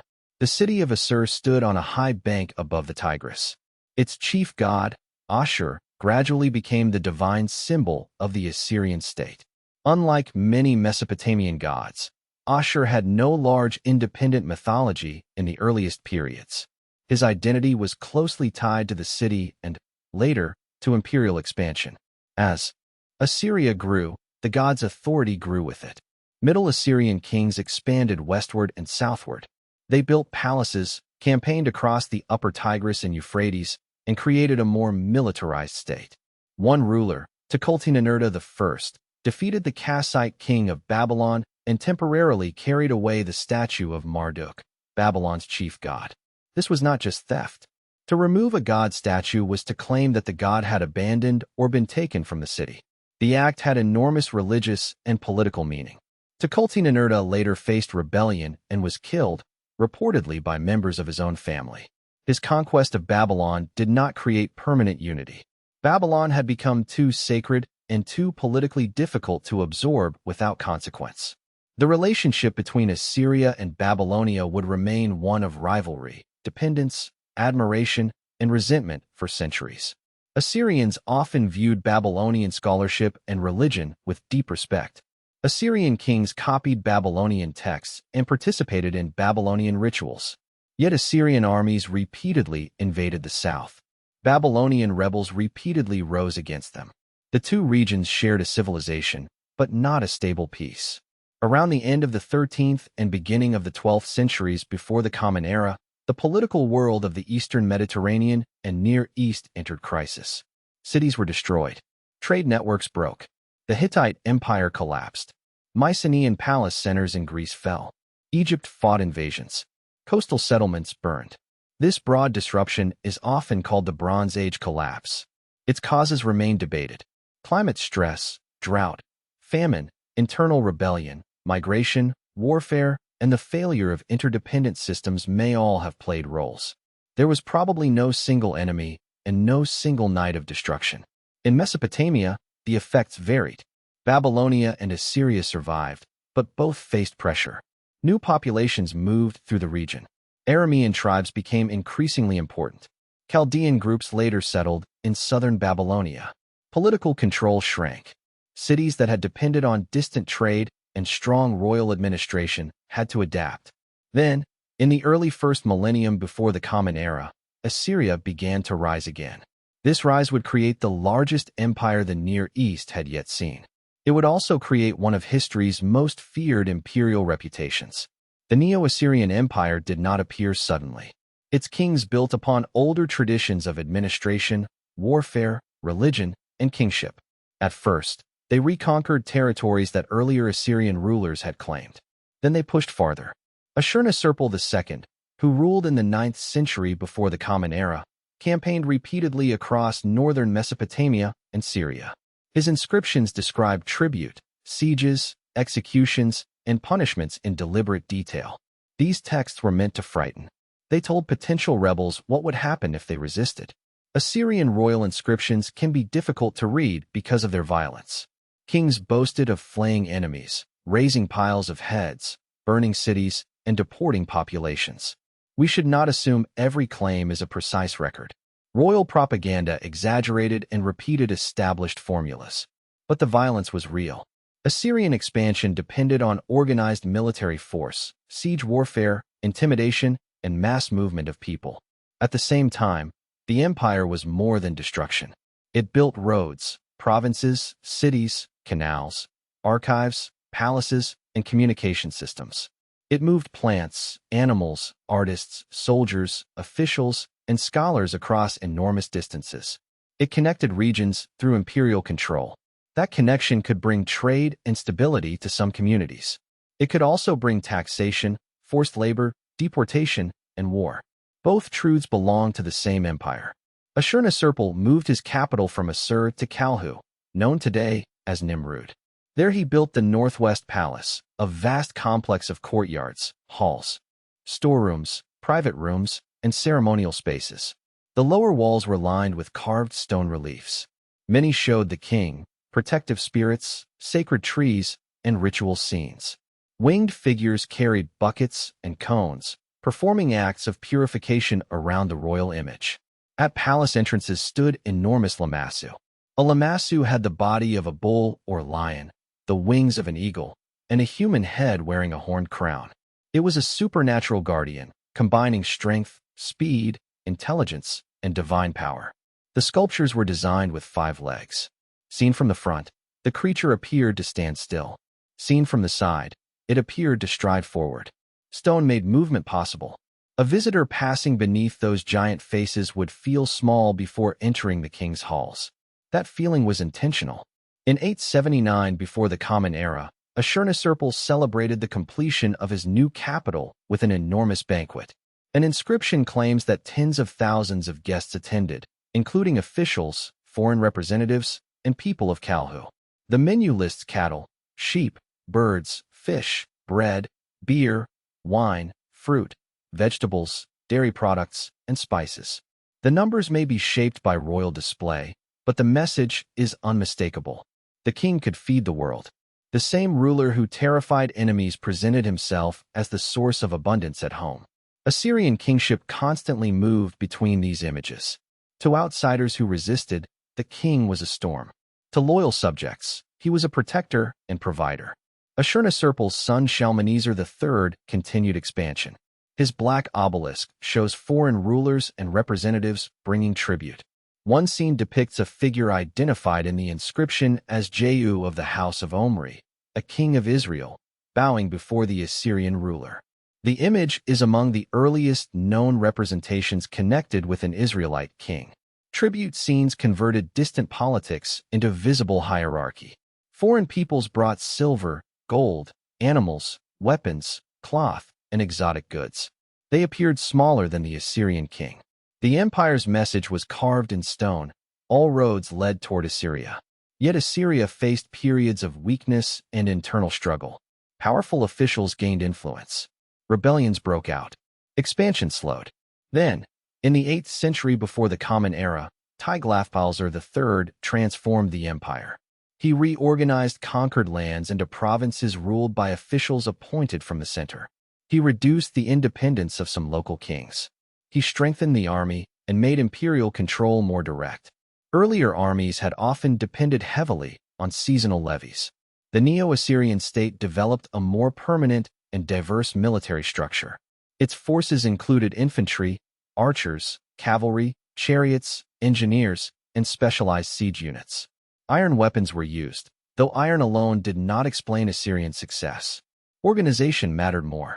The army could cross rivers, build roads, dig tunnels, raise ramps, and operate siege engines against fortified cities. Assyrian reliefs show wheeled battering rams pushing toward walls while archers provide cover. Soldiers climb ladders. Defenders fall. Engineers undermine foundations. A city wall that had once offered safety could become a trap. If a city surrendered early, it might preserve its ruler and pay tribute. If it resisted and lost, punishment could be severe. Deportation was one of the empire's most important tools. Large populations were moved from one region to another. Some were sent to work in agricultural projects, cities, palaces, or military settlements. Skilled artisans were especially valuable. The purpose was not always simple extermination. The empire wanted labor, taxes, and control. By separating communities from their homeland and placing them among other populations, Assyrian rulers reduced the chance of organized resistance. But for the deported, the experience meant loss. Families left fields, graves, temples, and familiar landscapes. They walked long roads under guard toward uncertain homes. The empire's growth was written in human movement. Tiglath-Pileser conquered much of Syria and the Levant and intervened deeply in Babylonian affairs. He eventually took the throne of Babylon himself under another royal name. His successors continued the process. Sargon II founded a new royal capital called Dur-Sharrukin, meaning Fortress of Sargon, at modern Khorsabad. The city was planned on a grand scale. Massive walls enclosed palaces, temples, residences, and administrative quarters. Massive guarded gateways. Reliefs presented the king receiving tribute from the empire. But Sargon died in battle, and his body was not recovered. For an Assyrian king, this was a religious disaster. A ruler denied proper burial had suffered a terrible fate. His son Sennacherib abandoned Dur-Sharrukin and moved the capital to Nineveh. Nineveh would become the most famous Assyrian city of all. Sennacherib called his residence the palace without rival. He expanded Nineveh, constructed walls and gates, built gardens, and created a major water system. Canals and aqueducts carried water from distant sources toward the city. At Jerwin, part of a monumental stone aqueduct still survives. An inscription proudly identifies Sennacherib as its builder. The engineering was extraordinary. Water-supported gardens, orchards, people, and royal display. It also turned the capital into an image of ordered abundance. Some scholars have suggested that traditions of the Hanging Gardens may have been connected not with Babylon, but with Sennacherib's Nineveh. The question remains debated. What is certain is that Assyrian kings built gardens filled with plants collected from across the empire. A royal garden was a map of conquest made alive. Trees from distant mountains grew near plants from southern marshes. Animals were kept in controlled landscapes. The king stood at the center of a world brought together under his command. Sennacherib is also remembered for warfare. In 701 before the Common Era, he campaigned in the kingdom of Judah. He captured many fortified towns and besieged Lachish. Reliefs from his palace show the attack in detailed sequence. Assyrian troops advance up a siege ramp. Archers fire. A battering ram strikes the wall. Prisoners leave the city. Some are shown being punished. Loot is carried away. The reliefs name Lachish. The biblical account and Assyrian inscriptions differ in emphasis, but both agree that Jerusalem itself was not captured during the campaign. Sennacherib claimed to have shut King Hezekiah inside Jerusalem like a bird in a cage and received tribute. The city survived. Lachish did not. Sennacherib's most controversial act came in Babylonia. Babylon repeatedly rebelled against Assyrian rule. After years of conflict, Sennacherib destroyed the city in 689 before the Common Era. His inscriptions describe tearing down buildings, flooding the ruins, and carrying away the statue of Marduk. The act shocked the Mesopotamian world. Babylon was not an ordinary enemy city. It was one of civilization's sacred centers. Destroying it could be presented as punishment for rebellion, but it risked appearing as an offense against the gods. Sennacherib was later assassinated by his sons. Mesopotamian tradition could interpret his violent death as divine judgment. His chosen successor, Esarhaddon, reversed his policy. Esarhaddon rebuilt Babylon. He presented the earlier destruction as the result of divine anger and claimed that the gods had now ordered restoration. Temples were reconstructed. Displaced people returned. Sacred statues and rituals were restored. The same empire that destroyed Babylon rebuilt it to preserve legitimacy. Esarhaddon also expanded into Egypt. Assyrian armies captured Memphis, and the king claimed the title of ruler over Egypt and Kush. But control over Egypt remained difficult. Distance, local resistance, and rival powers made permanent rule expensive. Before his death, Esarhaddon arranged succession carefully. His son Ashurbanipal would become king of Assyria, while another son, Shamash-shum-ukin, would rule Babylon. The arrangement looked balanced. It would end in civil war. Ashurbanipal is one of the most complex rulers of the ancient Near East. He was a warrior king whose reliefs show campaigns and executions. He was also a learned ruler who claimed the ability to read difficult cuneiform texts and solve scholarly problems. At Nineveh, he assembled a great collection of tablets. More than 30,000 tablets and fragments associated with his library were later found in the ruins of the city. They included myths, hymns, prayers, omen series, medical texts, rituals, lexical lists, astronomical observations, royal inscriptions, and literature. Among them were copies of the Epic of Gilgamesh. Ashurbanipal did not create all this knowledge. He collected it. Letters were sent to temples and scholars requesting rare texts. Scribes copied tablets from Babylonian centers. Some works may also have arrived as the spoils of conquest. The library was an instrument of learning, religion, and power. Knowledge helped the king read divine signs. It helped rituals function correctly. It preserved the traditions that justified kingship. To control texts was to control access to the accumulated wisdom of the past. Imagine a room in Nineveh lined with shelves or containers holding clay tablets. The tablets are not arranged like modern books. Some are small enough to fit in one hand. Others are large and heavy. Labels and catchlines help identify series. A text may continue across multiple tablets. A scholar enters, searching for a particular omen or ritual.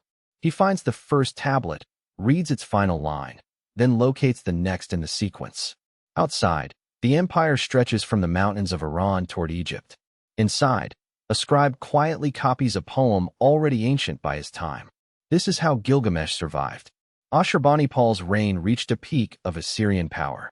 His armies defeated Elam, intervened in Egypt, and crushed rebellion. But the most dangerous rebellion came from his own brother in Babylon. Shamash-shum-ukin formed an alliance against Assyria. Civil war followed.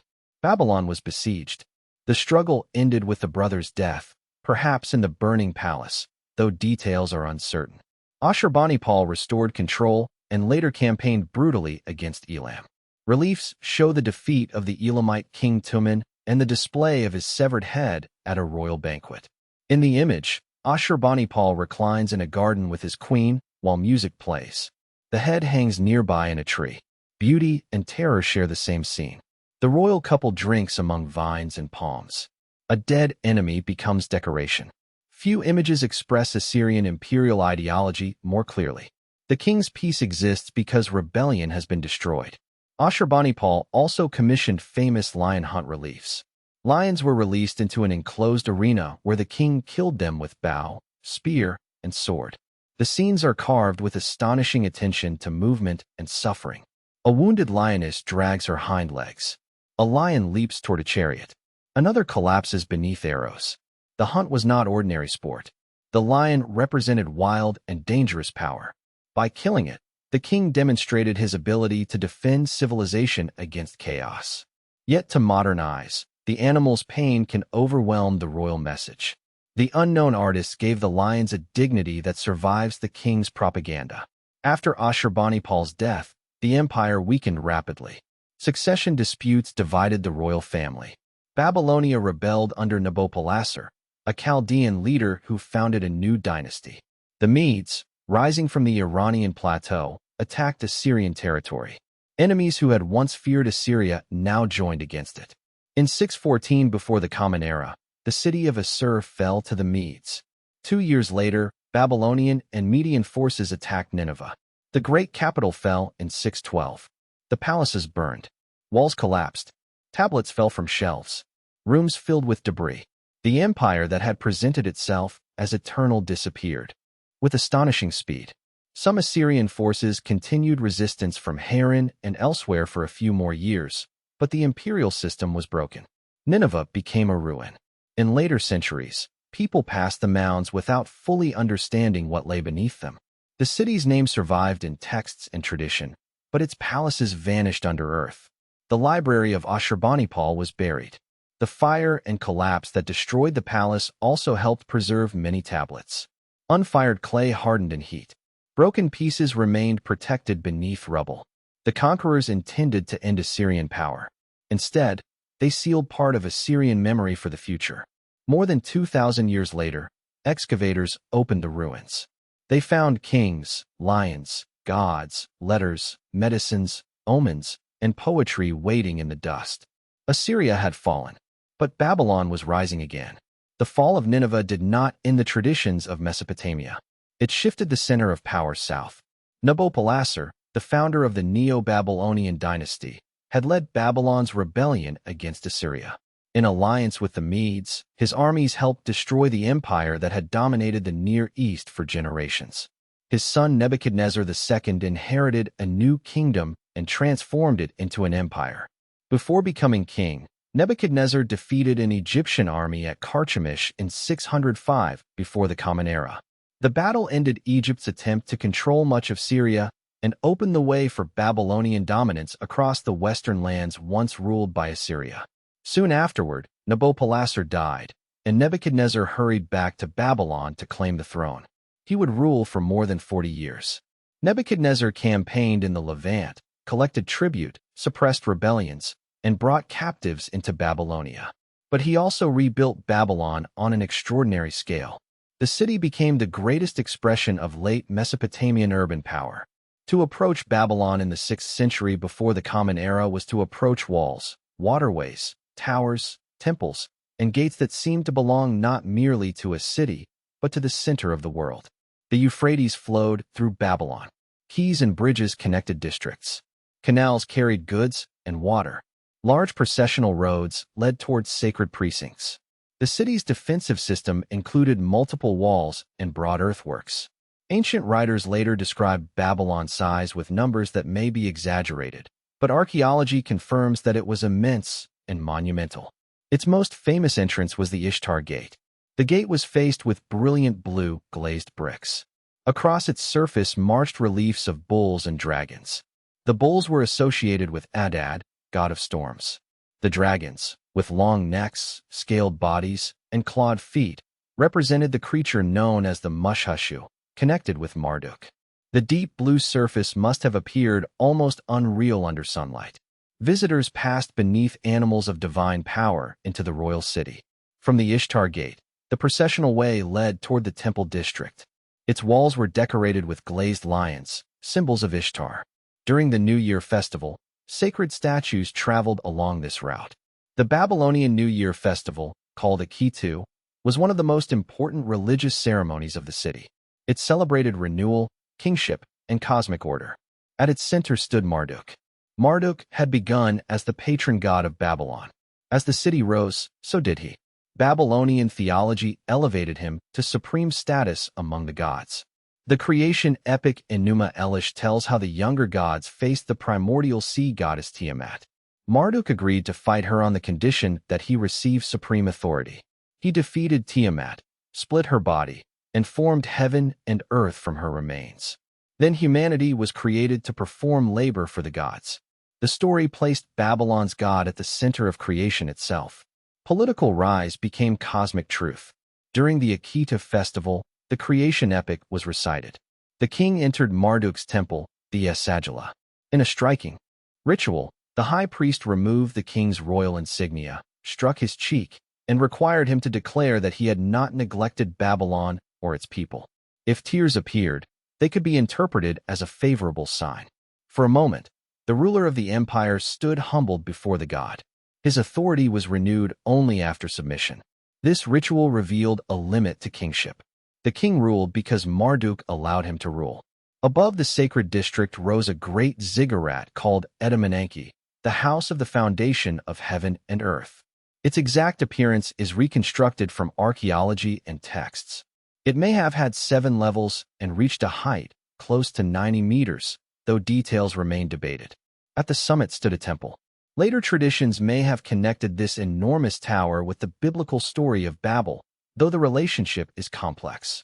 To the people of Babylon, Edamananki was not a monument to human rebellion against heaven. It was a link between the worlds. At ground level, laborers carried baskets and bricks. Above them, priests climbed ceremonial stairs. At the summit, the god's dwelling approached the sky. Nebuchadnezzar covered Babylon with inscriptions naming himself as builder and restorer. He rebuilt temples, streets, walls, palaces, and canals. He used millions of bricks stamped with his name. The king understood that construction was a form of immortality. Every wall repeated him. Every brick declared that Nebuchadnezzar, king of Babylon, had built for Marduk. Ancient Greek and Roman writers later described the Hanging Gardens of Babylon as one of the wonders of the world. They imagined terraces filled with trees and plants, raised high above the plain and watered by ingenious machinery. The traditional story says that Nebuchadnezzar built the gardens for a wife who missed the green mountains of her homeland. But no clear Babylonian text has been found that confirms this story, and archaeology has not securely identified the gardens in Babylon. Some scholars believe the tradition may have confused Babylon with the gardens of Sennacherib at Nineveh. Others continue to search for a Babylonian location or explanation.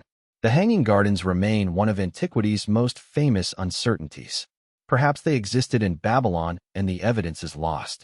Perhaps later writers combined stories from different cities. Or perhaps the wonder grew in memory until imagination became architecture. Babylon's beauty was real even without the gardens. Its temples held gold, textiles, incense, and sacred statues. Its markets received goods from across the empire. Scholars worked in temple communities. Farmers cultivated the surrounding countryside through irrigation. The city attracted people from many regions. But Babylon's glory had a darker side. Nebuchadnezzar's empire was built through conquest. The kingdom of Judah rebelled more than once against Babylonian authority. Jerusalem was captured in 597 before the Common Era, and members of the royal family, elite, soldiers, and craftsmen were deported. A new king was installed. When rebellion returned, Babylonian forces besieged Jerusalem again. In 586, According to the conventional chronology, the city and its temple were destroyed. More people were carried into exile. For the Judean exiles, Babylon became both a real place and a symbol of loss. They lived in communities within Babylonia. Some maintained identity, family traditions, and religious memory. Cuneiform records show Judeans participating in the local economy generations later. Exile did not mean that every captive lived in chains. Many were resettled as dependent agricultural communities. They worked land, paid obligations, married, borrowed, inherited, and raised children. Yet their displacement remained profound. A person could build a new house and still remember a destroyed city. The Babylonian Empire brought different peoples into the old Mesopotamian landscape, just as Assyria had done before it. Empires moved bodies. Memory moved with them. Nebuchadnezzar died in 562 before the Common Era. His successors ruled briefly and faced instability. The last major king of the dynasty was Nabonidus. Nabonidus was unusual. He showed special devotion to the moon god Sin and promoted restoration of Sin's temples. His mother, Adad-Gupi, lived to an advanced age according to inscriptions and had close connections with the moon god's sanctuary at Haran. Nabonidus spent many years away from Babylon in the Arabian oasis of Tama. Why he remained there so long is debated. He may have sought control of trade routes, pursued religious goals, responded to illness, or faced political tensions in Babylon. During his absence, his son Belshazzar governed. But the king's absence created problems for ceremonies requiring his presence, especially the New Year festival. Nabonidus also gathered divine statues from surrounding cities into Babylon as Persian forces approached. He may have intended to protect them, but later propaganda portrayed the act as religious offense. To Babylon's priesthood, a king who neglected Marduk could appear dangerous. East of Mesopotamia, a new empire was rising under Cyrus the Great of Persia.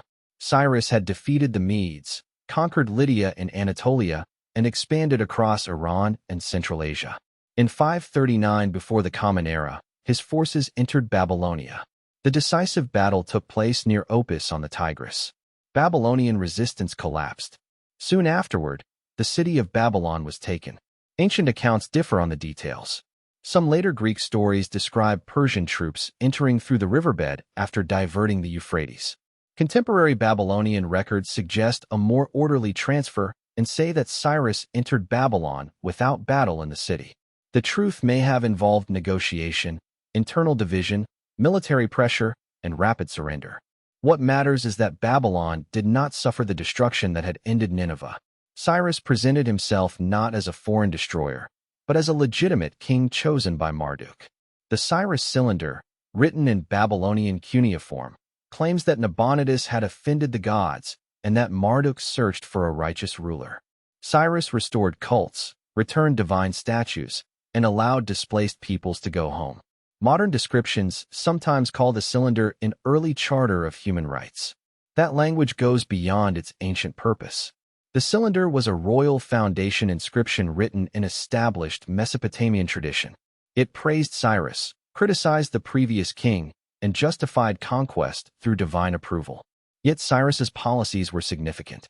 He often worked through local institutions and allowed regional religious practices to continue. His empire was vast enough that flexible rule was practical. For the people of Babylon, the Persian conquest changed the dynasty, but not the daily language of clay tablets overnight. Scribes continued writing cuneiform. Temples continued rituals. Merchants continued business. Fields still needed water. The old civilization did not end in 539. It entered another phase. Under the Achaemenid Persian Empire, Mesopotamia remained one of the richest and most important regions of the imperial world. Babylon served as a major administrative and royal center. Persian kings used its palaces. Taxes and goods moved through the region. Babylonian scholars continued to observe the sky and maintain temple traditions. There were rebellions. Babylon's prestige made it a natural center for resistance. Some rebels took royal names recalling earlier Babylonian kings. Persian rulers suppressed these movements, and over time Babylon's political privileges may have been reduced. But the city remained alive. In 331 before the Common Era, another conqueror arrived. Alexander of Macedon had defeated the Persian king Darius III and marched into Mesopotamia. At the Battle of Gaugamela, east of the Tigris, Alexander won the victory that opened the heart of the Persian Empire. Babylon surrendered to him. Alexander entered the city and honored Marduk. He planned restorations and may have intended Babylon to become a central capital of his empire. The symbolism was powerful. A Macedonian king, educated in Greek traditions, stood inside a city whose temples were older than Greek civilization. Alexander's empire reached from Egypt to Central Asia and the Industry. But like Sargon, Naram-Sin, Hammurabi, and Ashurbanipal before him, he could not escape mortality. In 323 before the Common Era, Alexander became ill in Babylon. He died there at the age of 32. The city that had watched empires rise now witnessed the death of another world conqueror. After Alexander, his generals fought over the empire. Mesopotamia eventually came under the Seleucid dynasty. A new city, Seleucia on the Tigris, was founded and grew into a major political and commercial center. Population and royal attention gradually shifted away from Babylon. Greek became increasingly important in administration and elite life, existing alongside Aramaic and the older scholarly use of Akkadian. Babylon did not vanish immediately. Its temples and scholars continued for centuries. Cuneiform tablets from the Hellenistic period preserve some of the most advanced Babylonian astronomy ever produced. This is one of history's great reversals. As Babylon declined politically, its scholars reached new levels of mathematical precision. They recorded planetary movements, eclipses, prices, weather, river levels, and public events in astronomical diaries. Night after night, observers watched the sky. They noted where the moon stood among the stars. They tracked Venus, Mars, Jupiter, Saturn, and Mercury. They compared current observations with records from earlier generations. The purpose included astrology, but the methods encouraged systematic astronomy. Patterns emerged because data survived. Babylonian scholars developed mathematical schemes to predict celestial phenomena. They calculated lunar and planetary cycles with remarkable accuracy. The sky became another text to read. Every eclipse, conjunction, and unusual appearance might carry meaning for king and kingdom, but it could also be measured. The desire to understand divine signs helped create long-term scientific observation. This combination may feel strange to modern thought, which often separates science from religion. For Babylonian scholars, there was no such clean division. The gods had ordered the heavens. To calculate their movements was to study that order. The legacy passed westward. Greek astronomers learned from Babylonian records and methods. Later Hellenistic science incorporated Mesopotamian numerical knowledge. Through many transformations, parts of that tradition entered Roman, Islamic, and modern astronomy.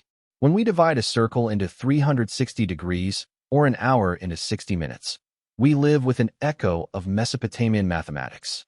Under the Parthian Empire, which gained control of Mesopotamia in the 2nd century before the Common Era, older cities continued in altered form. Babylon's population declined. Buildings fell into ruin. Bricks were reused. Canals shifted. Seleucia and later Ctesiphon became more important. Cuneiform survived in shrinking scholarly communities.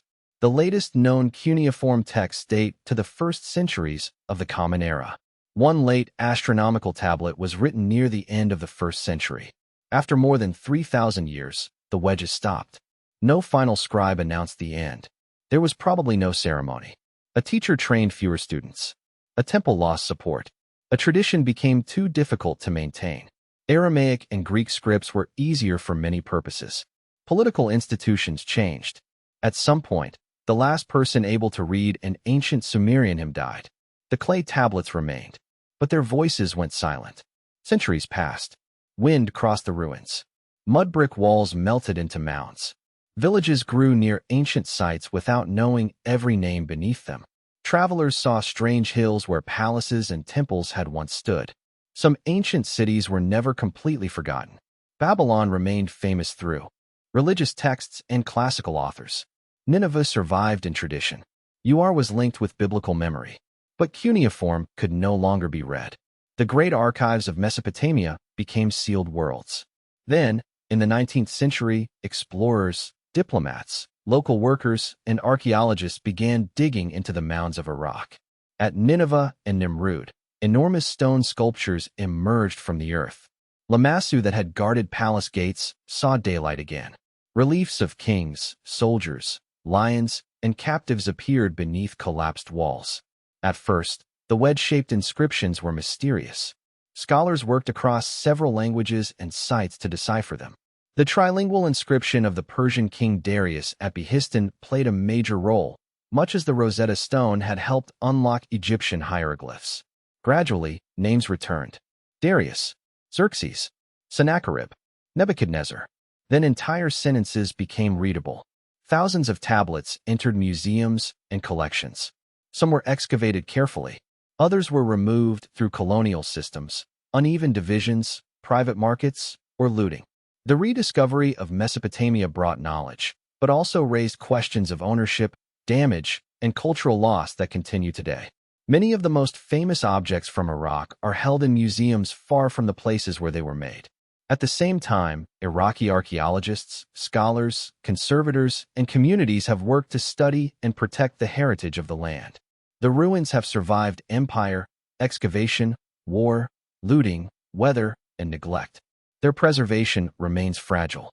In 1872, a British museum assistant named George Smith announced that he had found a Mesopotamian flood story among tablets from Nineveh.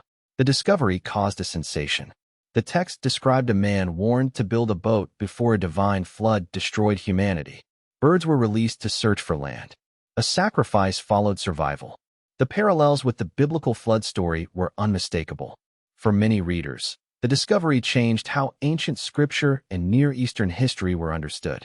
But the tablet belonged to the Epic of Gilgamesh, and the flood story within it had its own Mesopotamian history. Older Sumerian and Akkadian flood traditions existed as well. Stories had traveled, changed, and been rewritten across cultures for centuries. The clay tablets revealed that the ancient Near East was not a collection of isolated civilizations. It was a world of shared images, borrowed tales, translated gods, competing memories, and long conversation. Mesopotamia's influence did not move in one straight line toward the modern world. History is rarely that simple. Ideas traveled through Babylonians, Assyrians, Persians, Greeks, Jews, Arameans, Arabs, and many others. Some were transformed beyond recognition. Some disappeared and were reinvented independently elsewhere. Still, the achievements of Mesopotamia remain foundational. The city was not invented only once in one place. Urban civilization also developed independently in Egypt, the Indus Valley, China, Mesoamerica, and other regions. Writing likewise arose in more than one part of the world. Mesopotamia should not be described as the sole beginning of civilization, but it was one of the earliest places where cities, writing, bureaucracy, literature, monumental religion, and territorial empire came together. Its record is unusually deep. Because people wrote on clay, and because clay can survive fire and burial, we possess millions of fragments from their lives. The material was humble. That humility became its strength. Papyrus burns, leather decays, wood rots, clay waits. A tablet may begin as river mud held in a scribe's palm. It may record a delivery of onions or a hymn to a goddess. It may be dropped, stored, discarded, buried, or baked in a burning palace. Then it may remain underground for 3,000 years. When it returns to light, a fingerprint may still be visible on its edge. The person who left that print never imagined us. Yet the mark of the hand remains. If we step away from kings for a moment, another Mesopotamia appears. It is quieter. A potter turns clay beside a courtyard. A woman counts jars in a storeroom. A fisherman pushes a reed boat into marsh water before sunrise. A child carries a small tablet to school.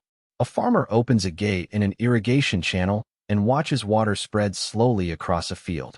Most people never entered a palace hall. Most never saw a foreign king. Their lives followed the rhythm of work, family, seasons, festivals, illness, debt, birth, and death. The shape of those lives changed across 3,000 years, but certain patterns endured. In southern Mesopotamia, the agricultural year depended on water management. Fields were plowed and seeded after the intense heat of summer. Barley grew through cooler months and was harvested in spring. Teams of oxen pulled plows. Some plows included tubes that dropped seed into the soil. Workers cut grain, gathered stalks, threshed, winnowed, measured, and stored the harvest. A good year filled granaries and paid obligations. A bad year brought hunger, debt, and fear. Irrigation increased production, but carried a hidden danger. Water evaporating from fields left salts behind. Over long periods, poor drainage could make soil less fertile. Barley tolerated salt better than wheat, which may help explain its growing importance in southern agriculture. The land that supported cities had to be managed continuously. Canals silted up. River courses shifted. Marshes expanded or receded. A city that lost access to water could decline even without invasion. Mesopotamian history was shaped not only by armies, but by mud. A canal could be a road, boundary, irrigation system, and source of life at once. Boats carried loads more efficiently than carts across the flat plain. Reed craft moved through marshes. Larger wooden vessels traveled rivers and the Gulf. Barges brought stone and timber to cities that had none nearby. The wheel was used in Mesopotamia by the 4th millennium before the Common Era, both for pottery and transport. Early wheeled vehicles were heavy and moved slowly. Donkeys remained essential for overland trade. Horses arrived later and became associated with chariots, warfare, and royal prestige. The everyday transport animal was often the donkey. It carried grain, wool, wood, tablets, and travelers. Merchants valued it. Armies depended on it. Yet royal art rarely celebrated it with the grandeur given to lions and bulls. Civilization often rests on creatures that monuments ignore. Sheep were equally important. Their wool supported textile industries on a huge scale. Mesopotamian woolen cloth traveled widely. Temples and palaces organized production, but household weaving also mattered. Women formed much of the textile labor force. Some received rations as institutional workers. Others produced cloth within family economies. Textile work required cleaning, spinning, dyeing, weaving, finishing, and counting. A fine garment represented hours of skill that disappeared into the finished surface. Royal robes were symbols of power. The labor behind them was mostly invisible.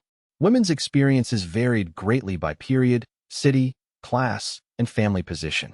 Elite women could hold property, manage estates, sponsor temples, correspond with kings, and serve as priestesses. Enheduanna stands as the most famous example, but she was not alone. Queens at Mari managed palace affairs. Assyrian royal women possessed wealth and political networks. Babylonian women appear in contracts as buyers, sellers, lenders, heirs, and witnesses in certain contexts. Other women lived under severe dependence. Enslaved women could be bought, sold, assigned work, or used for reproduction. Widows without property or family protection faced vulnerability. Laws regulated women's sexuality more heavily than men's and tied family honor to female behavior. Marriage was often arranged through families and formalized by contracts. A dowry accompanied the bride and could provide some economic security. Bride wealth or marriage gifts could also be involved. Love surely existed, but marriage was also a legal and economic institution. Letters preserved tenderness and conflict. A husband asks after children. A wife complains that she lacks supplies. A family argues over inheritance. A parent worries about a daughter's future. Across the distance of time, formal clay becomes personal. Children were valued as heirs, workers, and caretakers of family memory. High infant mortality made childhood uncertain. Names sometimes expressed gratitude to a god for answering a prayer. Adoption was common enough to appear frequently in legal documents. A childless couple might adopt an heir who promised to care for them in old age and perform funerary duties after death. Adults could also enter adoption arrangements connected with property or support. Family was not only blood, it was obligation written into law. Debt could transform family life. A farmer who borrowed grain after a poor harvest might owe more after interest. If repayment failed, land, house, children, spouse, or the debtor himself could fall into temporary debt service, depending on period and law. Kings sometimes issued debt cancellations, freeing certain debt servants and restoring property. These proclamations were presented as acts of justice, but they also served political stability. If too many small farmers lost land and freedom, the state could lose taxpayers, soldiers, and social order. Justice and survival met in the same royal decree. Markets existed, but the economy cannot be reduced to either private trade or temple control. Mesopotamia contained overlapping systems. Temples and palaces owned land, employed labor, collected goods, and redistributed rations. Families held property. Merchants invested privately and on behalf of institutions. Silver measured value. Barley paid wages. Gifts created political bonds. A single person might farm institutional land, trade privately, owe taxes, and participate in temple festivals. The economic world was complex because the society was complex. Religion entered nearly every part of it. A contract might invoke a god. A boundary stone carried divine symbols. A king's inscription began with sacred titles. A personal name often contained the name of a deity. People did not worship all gods equally. A city had a patron. A family might feel special devotion to a household god.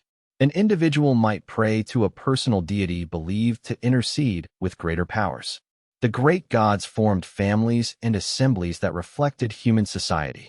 Anu represented the high sky and ancient authority. Enlil commanded wind and royal power. Enki held wisdom and the waters beneath the earth. Inanna or Ishtar embodied desire, warfare, and the dangerous force of change. Utu or Shamash crossed the sky as sun god and judge. Nana or Sin marked time through the moon. Nergal ruled plague, war, and aspects of the underworld.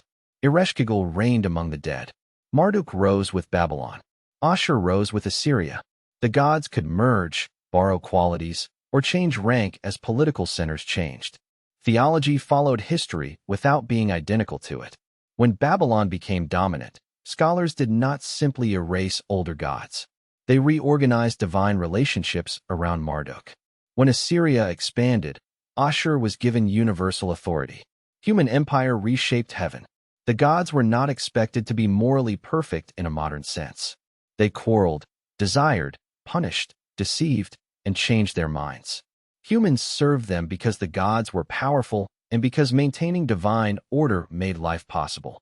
Prayer often sounded deeply personal. A worshiper confessed unknown sin. A sufferer asked why a god had turned away. A patient begged for relief. A king claimed devotion while fearing bad omens. One Babylonian poem, sometimes compared loosely with later literature about innocent suffering, tells of a righteous man who loses status, health, and support despite his devotion. He cannot understand the reason. The poem does not offer a simple answer. Divine intention remains beyond human knowledge. Another text, often called the Babylonian Theodicy, presents a dialogue between a sufferer and a friend. They debate justice, poverty, and the apparent success of the wicked. Mesopotamian scholars did not merely accept suffering without question. They argued with it. They asked why order failed. Their answers may not satisfy us, but the questions are familiar. Ritual attempted to restore what uncertainty disturbed. Priests washed statues, burned incense, sang hymns, sacrificed animals, poured libations, and recited words preserved through generations. Musicians played harps, lyres, drums, flutes, and rattles. Music filled temples, palaces, funerals, work, and celebration. The lyres found at Ur show that musical instruments could be masterpieces of art. Their wooden bodies decayed, but gold, shell, and lapis decoration survived. We cannot fully recover their sound. Cuneiform tablets contain musical terminology and even notation from the wider ancient Near East, but interpretation remains uncertain. The melodies of Sumer are largely lost.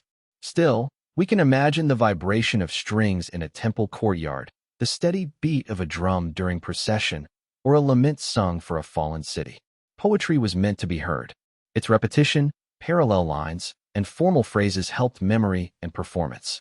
The written tablet was only part of the work. A living voice completed it. Art also moved between the human and divine worlds. Cylinder seals were among the most distinctive Mesopotamian objects. A seal was a small carved cylinder, often made of stone, drilled through the center so it could be worn or carried. When rolled across wet clay, it produced a continuous scene. The image might show a worshiper before a god, heroes fighting animals, a banquet, a sacred tree, or rows of divine figures. Inscriptions named the owner and sometimes the owner's father, profession, or patron deity. A cylinder seal functioned as signature, identity, protection, and art. It sealed doors, jars, envelopes, and contracts. To break a seal was to cross authority. Because the design was reversed on the cylinder, the carver had to imagine the final image before it appeared. Tiny surfaces contained entire worlds. Stone carving was especially valued because southern Mesopotamia lacked good stone. Every imported piece carried cost and distance. The same was true of metal. Copper and bronze became tools, weapons, vessels, and decoration. Gold and silver signaled wealth. Iron appeared earlier as rare material, sometimes from meteorites, before becoming more common in the first millennium. Craftspeople mastered casting, hammering, inlay, glazing, engraving, and stone drilling. Royal inscriptions praised kings for gathering materials, but artisans transformed those materials into meaning. Their names are usually unknown. We know the name of the king who commissioned a statue, not the hand that polished its face. We know the ruler who built a palace, not every brickmaker who shaped its walls. Anonymous labor created visible power. The palace itself was a theater. A visitor moved through controlled spaces, gates, courtyards, corridors, and halls. Architecture managed approach. Reliefs repeated images of royal victory. Foreign envoys waited beneath scenes showing foreign submission. Before speaking to the king, they had already been told what the empire expected. Temples controlled movement differently. The sacred statues stood deep within the complex, separated from ordinary streets by walls, courts, and restricted rooms. Access narrowed as holiness increased. The god was present, but not easily reached. Festivals temporarily reversed that distance. A divine statue left the sanctuary and traveled through the city. Crowds saw the procession. Musicians performed. Food and drink circulated. The boundary between temple and street opened. For a brief time, the god moved among the people. These festivals helped bind cities together. They also displayed hierarchy. Priests, officials, soldiers, guilds, and neighborhoods took assigned places. Religion created community, but also order. The same can be said of writing. Writing preserved knowledge, yet restricted it to trained specialists. Scribes developed a professional culture with pride in complexity. Some texts mocked the uneducated. Others praised the scribe whose hand and mind could master difficult signs.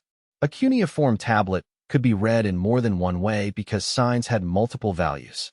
Skilled reading required context, memory, and tradition. This made scholarship resilient, but also vulnerable. When schools disappeared, the system could no longer reproduce itself. Cuneiform survived for millennia precisely because generations of teachers forced students to copy. The boring exercise was civilization's bridge. Students copied lists whose origins reached back to Uruk. They preserved old Sumerian words no longer spoken. They learned model contracts and ancient hymns. Through repetition, the past remained active. Sometimes scribes wrote colophons at the end of tablets. These might identify the owner, the copyist, the series, or the source tablet. Some warned readers not to steal or damage the work. Knowledge had ownership. A scholar's tablet collection could pass through family lines. Learned professions often ran in families. A father trained a son. Temple communities protected specialized texts. Yet knowledge also moved through conquest.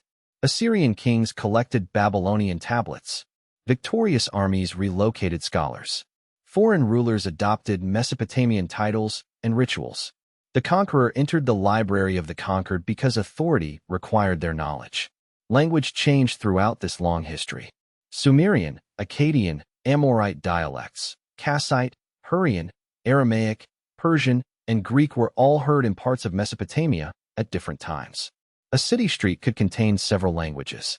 A merchant spoke one language at home, used another for business, and encountered sacred words in a third. Akkadian itself had major Babylonian and Assyrian forms. Aramaic gradually spread because its alphabetic script and broad use made it practical across empires. By the Neo-Assyrian period, Aramaic and Akkadian coexisted in administration. Images sometimes show two scribes together, one writing cuneiform on clay, another using ink on a perishable surface. The clay survived. The ink usually did not. This creates a distortion in what we know. Mesopotamia may seem more completely cuneiform than it really was because clay endured while leather, papyrus, and wooden writing boards disappeared. Archaeology is shaped by survival. What lasts becomes history. What decays becomes silence. The same problem affects ordinary people. Palaces and temples leave monumental ruins. Poor homes disappear more easily. Kings name themselves repeatedly. Laborers appear only in lists. Male voices dominate formal texts, though women's work sustained households and institutions. Every history of Mesopotamia is therefore incomplete. We see the past through fragments selected by power, accident, fire, and soil. Even chronology remains uncertain in earlier periods. Scholars compare king lists, astronomical observations, excavation layers, radiocarbon dates, and links between regions. Different systems can shift some second millennium dates by decades. Ancient Mesopotamia does not offer one perfectly fixed timeline. It offers a structure built from evidence, revised as new evidence appears. This uncertainty does not weaken the story. It reminds us that history is an investigation. A broken tablet may change the interpretation of a king. A new excavation may reveal an archive. A seal impression may identify an official. A layer of river sediment may suggest environmental change. The ancient world is still being discovered. Sites such as Uruk, Nippur, Babylon, Nineveh, Nimrud, Mari, and Girsu continue to produce information, though excavation must be balanced with preservation. Every trench destroys the layer it removes. Archaeology records by taking apart. That is why context matters. A tablet bought without known origin may contain valuable words, but it loses part of its meaning. We do not know which building held it, which tablets lay beside it, or which destruction layer buried it. Looting turns history into isolated objects. Careful excavation turns objects into relationships. Mesopotamia's modern history has repeatedly endangered its ancient heritage. War, sanctions, political instability, looting, illegal trade, development, erosion, and deliberate destruction have damaged sites and museums. Yet preservation work continues. Objects are conserved. Tablets are photographed and digitized. Scholars collaborate across countries. Iraqi teams return to sites. New technologies reveal erased signs, hidden surfaces, and patterns within archives. The story is not only about loss. It is also about recovery. Digital projects now allow tablets scattered across museums to be studied together. A fragment in London may join a fragment in Baghdad or Philadelphia. A text broken in antiquity can be reunited virtually. The ancient scribe could never imagine a glowing screen displaying the wedges pressed by his reed. But the purpose is familiar: to preserve, to compare, to remember. Mesopotamia also survives in stories that people continue to retell. Gilgamesh still walks beyond the edge of the world. Inanna still descends through 7 gates. Marduk still battles the sea. The flood still rises. The walls of Uruk still wait at the end of the journey. Modern retellings often simplify or reshape these tales. That is what cultures have always done. Ancient scribes themselves rewrote older traditions.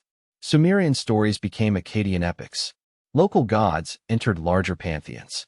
Political change altered myth. There was never one frozen Mesopotamian mythology. There were centuries of conversation. Even famous phrases require care. Hammurabi did not invent law. Sargon did not invent conquest. Mesopotamia did not single-handedly invent every feature of modern civilization. The importance lies not in exaggerated claims, but in evidence. Here we can watch institutions forming in unusually early and detailed ways. We can see accounting become writing. We can see villages become cities. We can see city rulers become imperial kings. We can see oral stories enter written tradition. We can see governments learn to count populations, fields, animals, and taxes. We can see people struggle with consequences that still accompany organized power. The city created security and vulnerability. Irrigation created abundance and salinity. Writing created memory and bureaucracy. Law created order and inequality.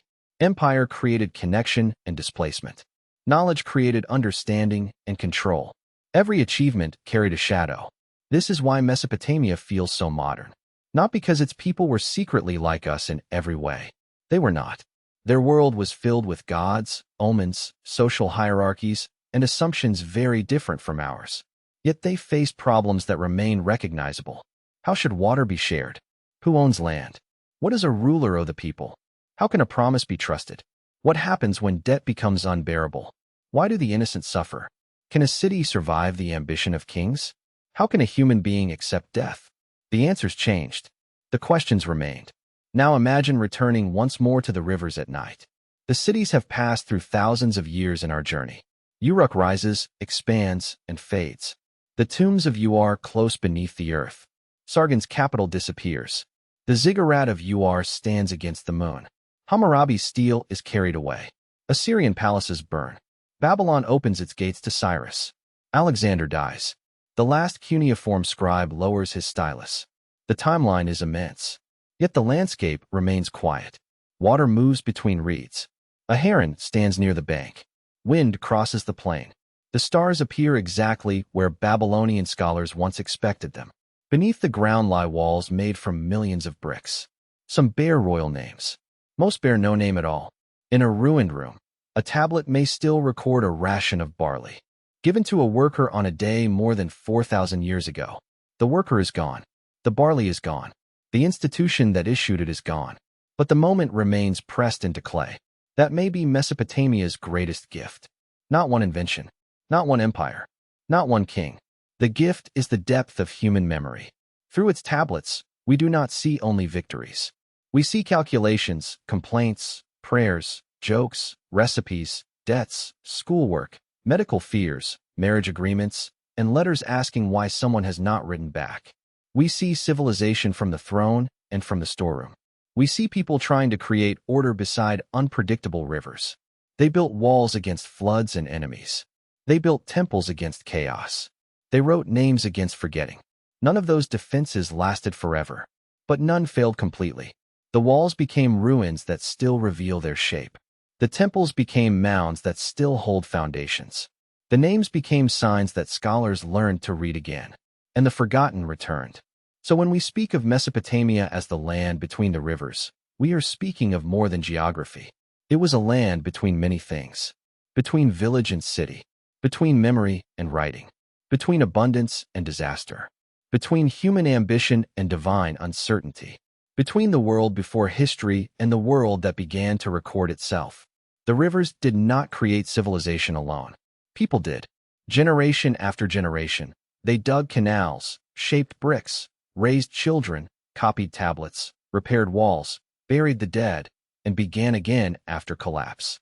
Kings claimed the gods had chosen them. But ordinary labor made every kingdom possible. The city of Uruk was built not only by Gilgamesh, whether legendary or historical, but by countless hands whose names disappeared. The palaces of Nineveh were not raised by Sennacherib's command alone, but by quarry workers, boatmen, carvers, captives, engineers, and laborers. Babylon's blue gates required clay diggers, brickmakers, glazers, furnace workers, designers, and builders. Civilization was collective even when memory became royal. And perhaps that is the final truth beneath the monuments. Power likes to carve one name into stone. History is made by millions of people. The night deepens over the plain. The last boat reaches the bank. A lamp is extinguished in a mud brick house. Somewhere within a temple school, a student smooths the surface of a fresh tablet. The teacher speaks a word in Sumerian. The student presses the first wedge. He does not know that his language will one day vanish from speech. He does not know that the city around him will become a mound. He does not know that strangers from a distant future will study the mark of his hand. For him, tomorrow is simply another day of lessons. For us, the small wedge is a doorway. Through it, an ancient world opens. A world of river mist and burning sun. Of temple songs and marching armies. Of blue gates, golden headdresses, lion hunts, and quiet courtyards. Of gods who ruled cities and humans who feared being forgotten. The world disappeared. The words remained. And long after the final king had fallen, long after the final temple had emptied, long after even the meaning of the signs had been lost, the clay kept its silence faithfully. It waited beneath the earth. It waited through centuries of rain, dust, conquest, and sleep, until someone lifted it into the light. And Mesopotamia spoke again.